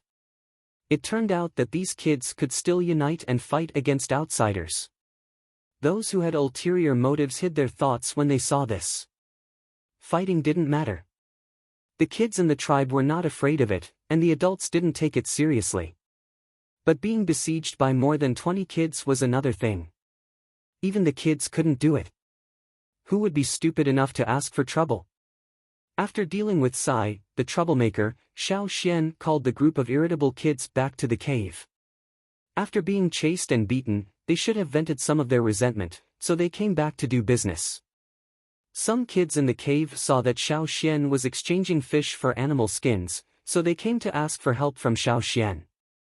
Those kids who were appointed by Xiao Xian to be in charge of the group were smart. They didn't want to get in touch with the people in the tribe, so they asked for help from Xiao Xian. In some kids' memories, they vaguely remembered that someone had taught them to prepare two things in winter. One was food, and the other was fur. The former would keep them from starving to death, and the latter would keep them from freezing to death. Even with the fur distributed by the tribe, there would still be kids who got sick every winter because of the weather. They would die before they could be treated, and couldn't survive the harsh winter. Those who had lived in the cave for several years were scared of the winter in their memories, because they couldn't eat enough and sleep well. They were often woken up by the cold, and people around them died. Therefore, when they had food, they were willing to exchange some of it for fur. With the first, there would be a second, third, and fourth person coming to Xiao Xian. Xiao Xian recorded the number of fish caught by each group on the stone wall. He would distribute the recorded amount to each group after they exchanged the animal skins. Just as he was thinking, a person walked in from outside the cave. The children in the cave fell silent when they saw the person. Soon, 5 of them gathered together and looked at the person standing at the entrance of the cave vigilantly. Xiao Xian knew the man. He was also a kid from the orphan cave, named Emoer. Emoer's father was an excellent warrior. However, when Emoer was very young, he had an accident during a hunting trip. After that, Emoer's mother remarried. According to the rules of the tribe, Emoer had to follow her. However, Emoer was not the only child in the new family. Conflicts would always arise, and fights were inevitable. In fact, Emoer's original name was only Heir. His father's name was Emo. Later, Emoer combined the two characters and gave himself a new name. Emoer carried a stone knife that was almost as long as he was and walked into the cave. He glanced around the cave and sniffed. He raised his head in confusion and saw many fishes with sharp teeth and big mouths hanging above his head, staring at him with their dark red eyes. Emoer jumped back a step and pulled out the stone knife from his back. His whole body was tense. When Emoer pulled out the knife, the others who mistakenly thought that Emoer was going to rob the fish also stood up with their tools, staring at Emoer vigilantly. What? Do you want to rob the fish? Although they had lived together in the same cave, since Xiao Xian divided them into groups, the 5 of them became a group. In the eyes of these kids, other than the 5 of them in the same group, everyone else was an outsider, so they had to be vigilant. All right, put down your knives and sticks. The one with the stone, don't think that I can't see your hands behind your back. Put them down. Xiao Xian shouted at the kids in the cave, then walked to Emoer and pointed at the fish above his head. They're dead. Emoer frowned and carefully looked at the fishes with sharp teeth. After confirming that they were really dead and posed no threat, he slowly put down the knife. It was hard to hold such a big knife all the time. After putting away the knife, Emoer looked around again. Seeing this, Xiao Xian guessed that he was looking for Ku, so he said, Ku went to the mountainside and won't come back in winter. Uncle Gu asked me to take care of this place. Emoer nodded and said nothing. For him, it didn't matter who was in charge of the cave, but he was not used to the changes in the cave. With the knife on his back, Emoer continued to walk into the cave. But this time was different. In the past, when he left for a period of time and came back, the cave was full of kids lying on the ground. No one cared when he left or came back. But this time, it was different. Everyone in the cave was staring at him. Wherever he went, they stared at him and refused to come close. While Emoer was wondering why the cave changed so much after he left for a period of time, the other kids were also wondering why they were so smart now.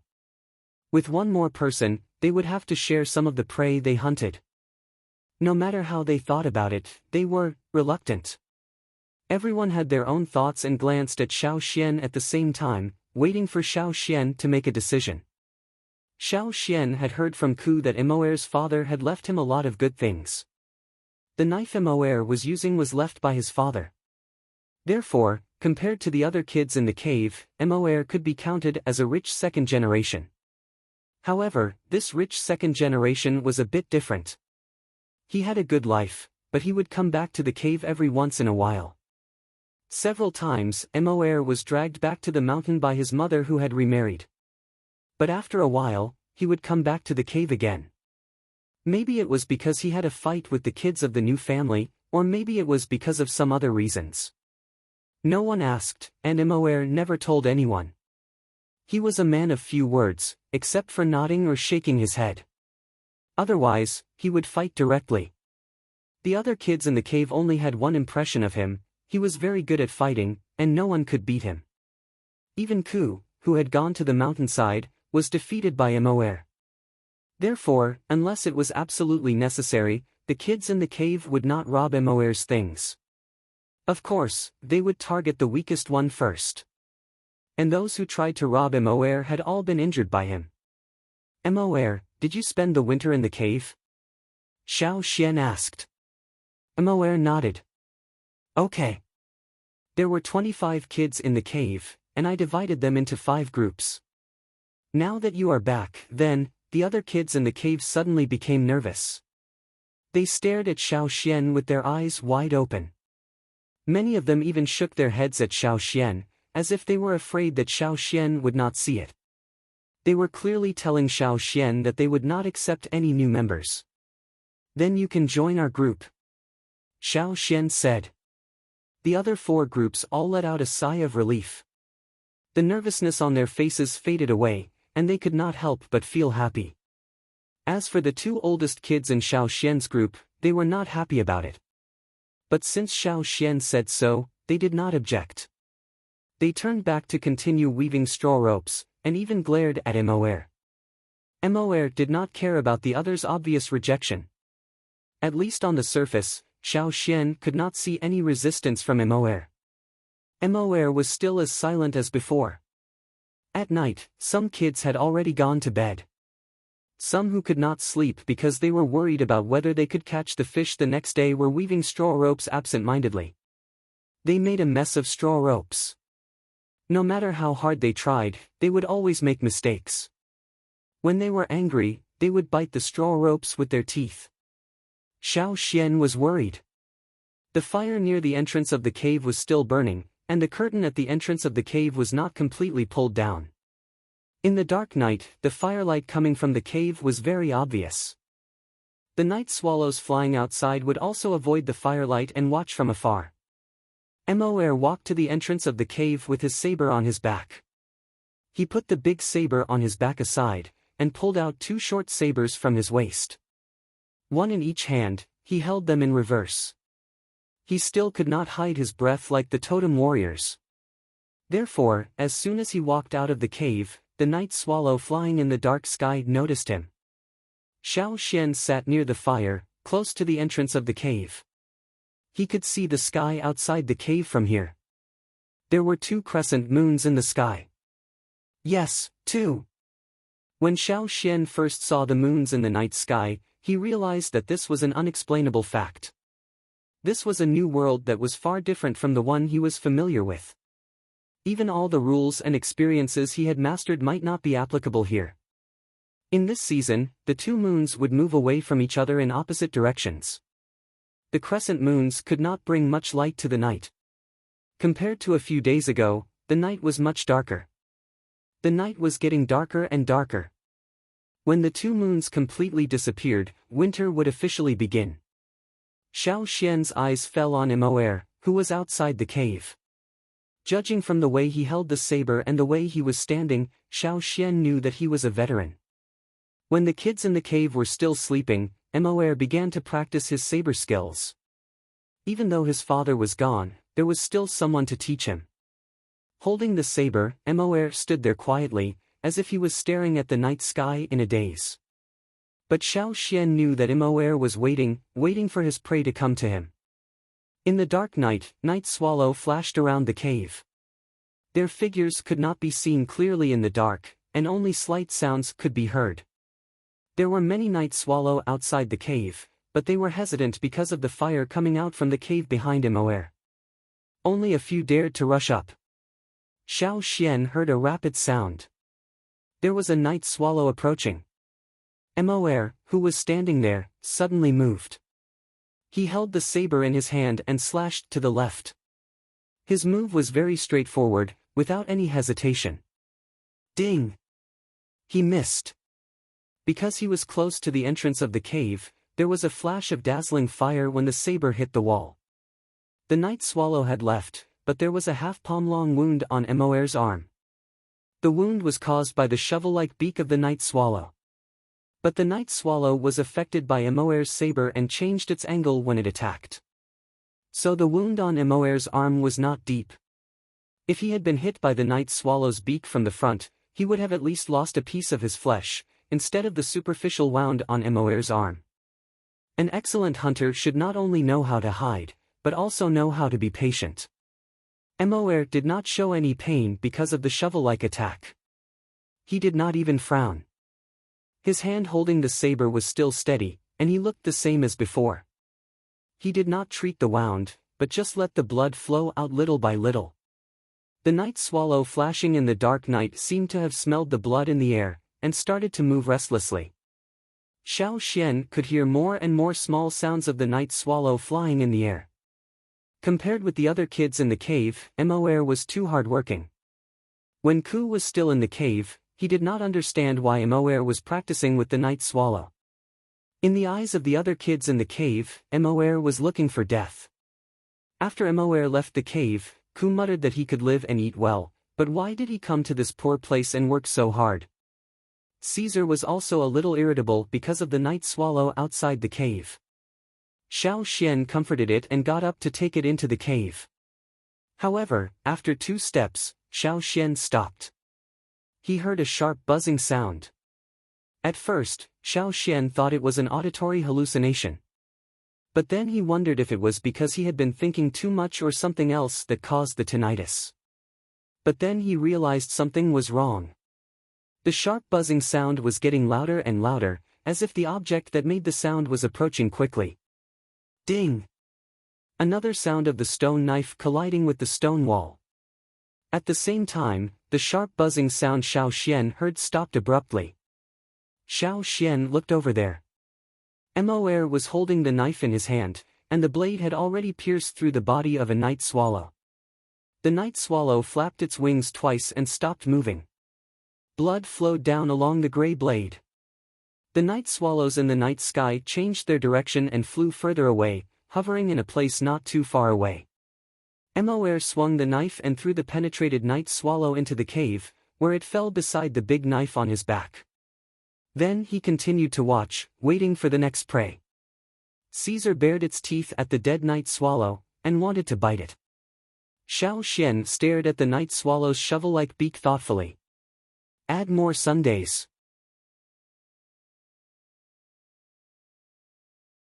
Chapter 15. Early the next morning, all the kids in the cave woke up before the sun came out. Some of them had dark circles under their eyes, probably because they didn't sleep well last night. Emoer was still confused when he was woken up. This was something he had never encountered in the cave before. He had killed several night swallow yesterday, so there were a few wounds on his arms. The wounds were of different depths, and he had already applied some herbal medicine. Although he was confused, Emoer still stood up, carrying the knife on his back, waiting for what would happen next. He found that the other kids in the cave were all in groups of 5, huddling at the entrance of the cave with straw ropes and pieces of black stuff in their arms, discussing something. They looked at Xiao Xian expectantly from time to time. The sun is out. Today's weather must be good. We can go fishing. A kid looked at the sun in the sky and said. But yesterday's weather was also good, and we still couldn't fish. Will today be the same as yesterday? Another kid poured cold water on him. Most of the kids in the cave couldn't bear to hear such unlucky words. They all glared at the kid who just said, same as yesterday.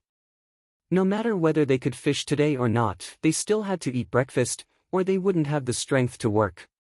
Since he had some income, Xiao Xian would eat something every morning. At first, he didn't want to eat because of the other kids, but when he was fishing, he didn't have the strength to do it. The next day, he set up a stone pot just like Xiao Xian. There was no other way. If he didn't eat, he wouldn't have the strength to work. If he couldn't work, he would be hungrier than others. It was a vicious circle. After eating and drinking, he felt refreshed. Seeing Emoer's actions, Xiao Xian asked him to go fishing with him. Emoer contributed the night swallow he killed yesterday to the group for breakfast, and the others in the group also softened their attitude towards Emoer. All the kids in the cave left, so there was no one to guard. Xiao Xian was not afraid that the things in the cave would be stolen. He took the straw ropes and the floating pieces of black stuff with him. As for the fish, the people in the tribe wouldn't steal the food of the kids in the cave, or they would be severely punished and despised by the whole tribe. Therefore, even if he put the fish out to dry, no one would come to take it. Other than these, there was nothing else in the cave that could attract the attention of the people in the tribe. There was no need to send someone to guard the cave. The Xiao Xian took the Caesar with him. The river was also very calm today, but it wasn't as eerily quiet as it was yesterday. Looking at the flickering waves on the water, Xiao Xian felt a little more at ease. He asked Ba and Tu to tie the stone worms on the straw ropes and bring them over. Then, he threw one stone worm to test it out. 20 children stood behind Xiao Xian. They stared unblinkingly at the stone worm that had been thrown into the water. When they couldn't see the stone worm, they nervously stared at the floating black block. "Xian, how is it? He should be fine, right? Is the fish back yet?" Someone couldn't help but ask softly. Xiao Xian stared at the surface of the water. He did not see the aquatic creatures with tentacles today, and the trembling of the black block had returned to its usual intensity. It was the stone worms struggling underwater. "I don't think so." Before Xiao Xian could finish his sentence, he was interrupted by the situation on the surface of the water. The black block that had been floating on the surface of the water suddenly sank, and a familiar pulling sensation came from the rope. Xiao Xian was overjoyed. He and Ba tightened the straw rope in their hands and quickly pulled it back. "There's a fish. It's a fish. The fish is back." Seeing this, the other children were so happy that they jumped on the spot. When the familiar ferocious face in the water was completely revealed, the 20 children finally felt completely relieved. It had only been a day, but they missed the fish so much. The straw rope in their hands was already shaking unbearably.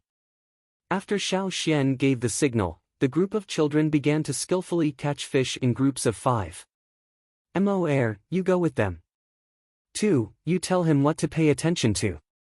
I'll take Caesar to dig up the stone worms. The ones we dug up just now are far from enough. Remember, don't go into the water, and don't fight. If you have the time to fight, you might as well catch more fish.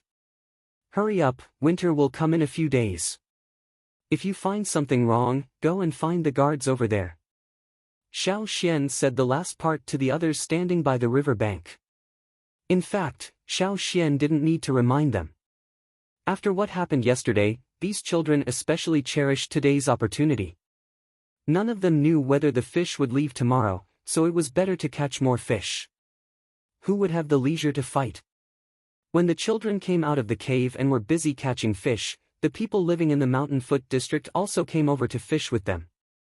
This kind of situation was often seen recently. The guards didn't nervously run over to warn people as soon as they saw people approaching the water. Now, they just sat not far away and watched. Every once in a while, they would warn people not to get too close to the water. If they found anything unusual, they would inform them immediately. It had to be said that these fish did solve some people's urgent needs. Several families in the Mountain Foot district were injured when they went out to hunt. Before winter, they couldn't participate in the last hunting trip. If they didn't go out to hunt, there would be less food. Winter was difficult and their families were anxious. But now, they were much more relaxed. Who would have thought that these fish in the water were so easy to hunt? Even the old, weak, sick, and disabled in the tribe could come and help. After going through these things, Xiao Xian was also known by the people in the Mountain Foot district. In the past, they only remembered a child who wandered around with a wolf every day. Now, because of the fish, they had to trade with Xiao Xian in exchange for the floating black pieces. Finally, they remembered Xiao Xian's name. When they heard that Xiao Xian wanted to trade for animal skins, they didn't care whether it was new or old. They all cleared out the animal skins that they didn't need for the time being and rushed to trade with Xiao Xian. When Xiao Xian arrived at the gravel field, there were already 7 or 8 people there. When they saw Xiao Xian, they even greeted Xiao Xian. When they heard that Xiao Xian said that they could fish by the river today, they all stared at the ground with even more eagerness. They couldn't wait to seize the nest of the underground stone worms and take it to the river to lure the fish. Recently, the stone worms in the gravel field were in trouble.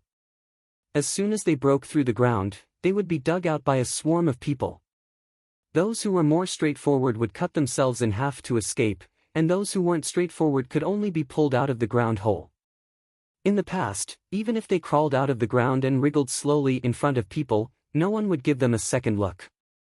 But now, not to mention showing their heads, even if the gravel on the ground moved a little, people would go and dig to see if there were any stone worms underneath.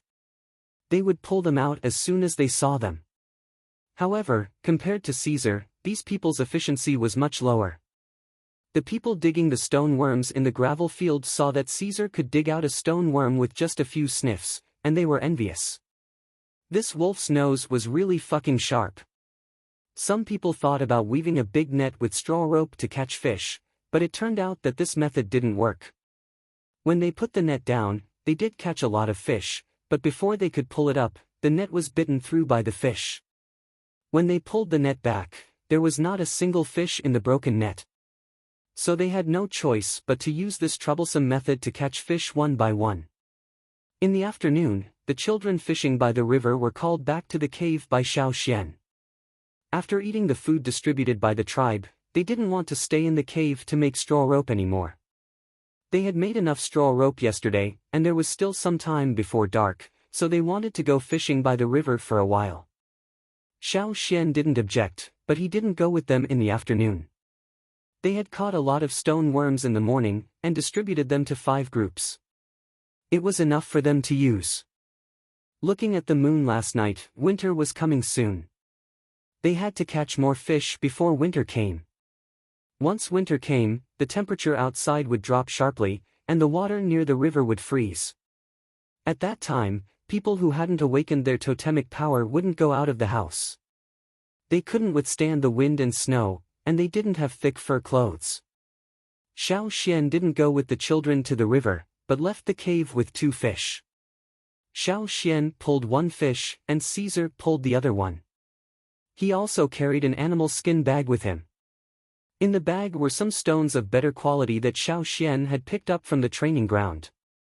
Because more and more people came to the gravel field to dig for stone worms, Xiao Xian had moved the stones away. Now the cave was different from before, and the kids didn't dare to snatch the stones away from him. Every time he picked up good stone embryos that could be used to make tools, Xiao Xian would trade them with a stoneware craftsman for food, and the person who would choose to do the trade was fixed.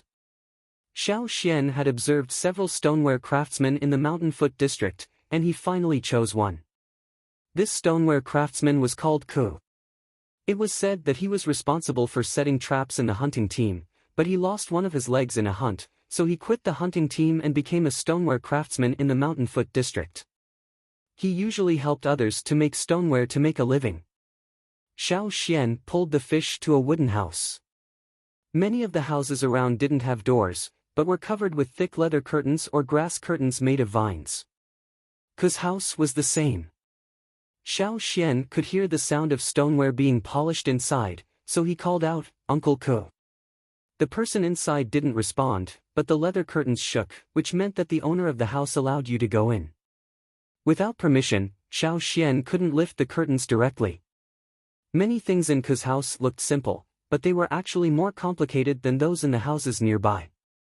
The curtains in other houses could be lifted directly, but not in Ku's house. If you forced your way in, you would be the one in trouble. Even though he had lost one of his legs, Ku was responsible for setting traps in the hunting team, so he still had his skills.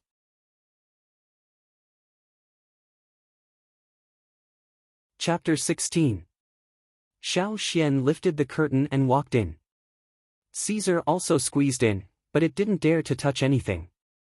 Once, it was curious about an object in the room, so it approached and sniffed it. As soon as it touched it, its nose was pinched. No matter how hard it tried, it couldn't get it off. The more it tried, the tighter it got. Even though Xiao Xian quickly helped it take it off, it still hurt for a long time. Since then, Caesar was very obedient every time it came here. It only followed Xiao Xian closely, out of curiosity. Ku's house was bigger than most of the houses nearby. It was about 100 square meters. There were all kinds of stone tools hanging in the house, from stone cups and bowls for daily use, to stone knives and spearheads for hunting. There were also many kinds of tools, including organic tools such as antlers and animal bones. There were also stone tools, but most of them were compound tools, which were a combination of the former two. Compound tools were mostly used by the warriors in the tribe. After glancing at the tools hanging on the wall, Xiao Xian withdrew his gaze and went directly to the small room where Ku was polishing tools. Ku was sitting there with gray hair. Because he was polishing stone tools every day, the animal skin he was wearing was covered with a layer of gray stone powder. His hand holding the stone tool was full of calluses and also covered with a layer of gray stone powder. Ku's eyes were fixed on the stone tool he was polishing. He didn't look away when Xiao Xian came in, as if the stone tool in his hand was the only thing in the world. Xiao Xian knew Ku's character well, so he directly took out the animal skin bag and took out 2 stones from it and handed them to Ku. "Uncle Ku, can you help me make 2 stone knives or daggers?" The 2 stones that Xiao Xian took out could only be made into short daggers. They were not long. Ku stopped his work and raised his head to look at the stones Xiao Xian handed over. Then he looked at the 2 fish Xiao Xian dragged over. "Sure, keep one." He meant that he could polish it, and 1 fish was enough for the crafting fee. "Keep both of them. The other one is for you. Thank you for your help in the past 6 months." Xiao Xian smiled. Every time he found a stone that could be processed, he would come to Ku to trade. At first, Xiao Xian was not familiar with the trade, so he found some bad stones, but Ku still exchanged them for food. Later, when Xiao Xian learned how to identify the stones, he thought about it. How could a person who worked with different stones every day not be able to identify the good and bad stones? It could only mean that Ku did it deliberately. Although Ku always had a long face and gave people a sense of alienation, he had indeed helped Xiao Xian a lot. In addition, 2 days ago, Xiao Xian saw Gu, who was in charge of transporting food, here. When he talked to Ku, it was obvious that they had a good relationship. Xiao Xian guessed that when Ku left the cave and went up the mountain, Gu asked Xiao Xian to take over the cave. It was probably because of this stoneware master. Ku frowned and was about to say something when Xiao Xian quickly took out a small stone knife and handed it to Ku. "Uncle Ku, this is a stone knife that I made myself. Please take a look." Xiao Xian's stone knife was not made of good stone. According to the standards of stone masters, it could only be classified as below average quality. It was slightly better than the stones on the gravel ground, so it didn't take much effort to polish it. Xiao Xian finished it in 3 days. Ku took it and took a look at it. His finger, which was stained with stone powder, gently brushed across the knife. Finally, he pointed at a third of the knife near the handle. "Here, no." Xiao Xian knew that an experienced stoneware master could see the shortcomings of a stoneware at a glance. For example, when it came to knives, they could see the biggest failure when polishing them. And the place Ku pointed at just now was to tell Xiao Xian that there was the biggest failure when polishing. Why was it the biggest failure? After all, Xiao Xian was a layman. When he was polishing stoneware, it was all based on his imagination. Xiao Xian did not understand the so-called technical skills in the eyes of stoneware masters. This stone knife, in Ku's eyes, was naturally full of failures. And the place he pointed at just now was the biggest failure of all failures. The more people he met, the more he knew about this tribe. The more Xiao Xian knew that he could not underestimate the wisdom and ability of the people here. Taking out this stone knife, Xiao Xian also wanted to learn more polishing skills from Ku. This stone knife only had the shape of a knife, and it was only used in normal times. Naturally, it was very different from the ones used by the warriors who went out for hunting. In the eyes of Ku, a stoneware master, it was full of flaws. He could tell at a glance which part was easy to break, which part was over-polished, and which part was lacking. Looking at the expression on Ku's face just now, Xiao Xian knew that he was not satisfied. Considering that Xiao Xian was just a kid and had no experience in polishing stone knives, he said that to Xiao Xian. If other warriors came and gave Ku such a stone knife, Ku wouldn't say a word. He would just throw the knife away and ignore it completely. Uncle Ku, can I learn how to polish stoneware from you? Xiao Xian asked. Now he was not in a hurry. There was still a whole winter coming. If he could learn some stoneware polishing skills, he could practice more in the winter when he stayed in the cave. After all, he had stone materials at hand. Unfortunately, Ku shook his head. Not now. Wait until you awaken. Polishing a stone required him to awaken his totem power. What kind of logic was that? Although confused, Xiao Xian did not continue to ask. Seeing Ku's expression, he knew that he did not want to talk about it in detail. Since Ku said so, he must have his reasons. But, Xiao Xian calculated that after this winter, he would only be 10 years old. According to the situation of the other children in the cave, the early ones would awaken when they were 11 or 12 years old. At least 1 or 2 years later, like Ku, would awaken when they were 13 or 14 years old. Thinking about it this way, there was still a long time. Although he could not learn now, he could always watch. Xiao Xian squatted next to Ku and watched him polishing the stoneware. Some things seemed simple to the onlookers, but when they started, they would realize that it was totally different from what they imagined. Xiao Xian looked at the dagger Ku had polished, and then looked at the one he had made himself. Well, he would not know until he compared them. Without looking at the stone materials, he could tell the difference just by looking at them. No wonder Ku looked so forbearing when he looked at the dagger Xiao Xian had made himself. He must have cursed him 1,000 times in his heart, but he did not because Xiao Xian was just a kid. When it was getting dark, Xiao Xian helped Ku set up the stone pot, lit the fire, and chopped the fish. Then he said goodbye and went back to the cave with Caesar. Not long after Xiao Xian left, Ku put the polished stoneware in a box, wiped his hands and started to prepare the food. The water in the stone pot was already boiling. When he was putting the fish meat that Xiao Xian had already cut into the pot, there was a light sound from the window behind him, followed by the whooshing sound of arrows flying. Ouch! Thump! The person who came in through the window fell to the ground. Ku did not even raise his eyes, but stirred the soup in the stone pot with a spoon. Hey, old Ku, why did you change your trick again? Ouch! The one-armed Gu rubbed his buttocks. Just now, his buttocks hit the ground first, and his legs were tightly bound by a rope. Otherwise, he would not have fallen from the window. He was only missing an arm, not a leg. Under normal circumstances, how could he fall so easily? While they were still cursing, Ku continued to stir the soup in the stone pot, ignoring Gu who came in through the window and was still talking a lot. Gu finally untied the rope and stood up. He sniffed and immediately came to the stone pot, fish soup. He glanced around the room and saw the fish on the side. He smiled, that guy came here. Ku did not say anything. Ah, Xian, that brat, dragged the fish to me yesterday to exchange for a big bag of salt. What a big plan. I went to the cave today to have a look. Wow, you don't know, the cave is full of fish.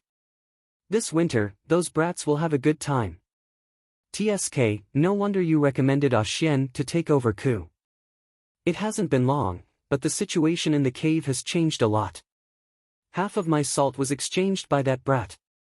Gu clicked his tongue and sighed. There was a naturally formed salt pool near the mountain where the tribe was located. The salt of the tribe came from there. However, the tribe controlled the salt and gave a fixed amount of salt to each family regularly to ensure the minimum living requirements. If you wanted more, you had to exchange with other things. Don't even think about stealing. There were soldiers guarding the salt pond. The people in charge of the salt pond were all from the mountain. If people wanted more salt, they had to go up the mountain to trade for it. However, Gu was in charge of food, so he naturally had more on hand. Xiao Xian took the fish directly to him. Gu found a stone stool and sat down when Ku still did not say anything. He said to himself, I saw that guy sharpening a stone knife the day before yesterday. He came here today to ask for your guidance, right? Before Ku answered, Gu continued, actually, that guy is a good guy. He is energetic and smart. At first glance, I can tell that he is full of bad ideas. Just like you, he is suitable for those things of yours. Since he came here and showed his sincerity, why don't you accept? Go, who was swinging his feet, glanced at the chopped fish on the table and fixed his eyes on the stone pot. It was different from Old Ku's usual way of setting up the stone pot. At first glance, it was obvious that it was set up by someone else. It was not as stable as Old Ku's. It must have been done by the guy who came here just now. Ku shook his head and said, "It is easy to get hurt." That's right. You haven't awakened your totem power. It will be bad if you have an accident. After all, those things you are playing with are quite dangerous. Gu pulled off an arrow from his animal skin coat under his armpit. When he came in through the window, he only paid attention to the arrows, but didn't pay attention to the leather rope on the window. That was why he got hit. It was just a small wooden arrow, which could be easily broken by a finger. However, it pierced through his fur coat in the blink of an eye, which showed how fast it was shot. Gu played with the half-palm-long arrow between his fingers. After a while, he moved his finger and flicked it. The small arrow was accurately shot into the thin wooden tube hanging in the corner. He didn't know where these small arrows came from, so he could only put them in the wooden cylinder first. The wooden cylinder was filled with the things he threw. When it was full, he would naturally take out all the things inside and put them back. Old Ku, you will have to wait for a long time. According to the physique of those kids in the cave, you will have to wait for at least another 2 years. Gu sighed. A new week, a new pit. Please support me with your recommendation ticket.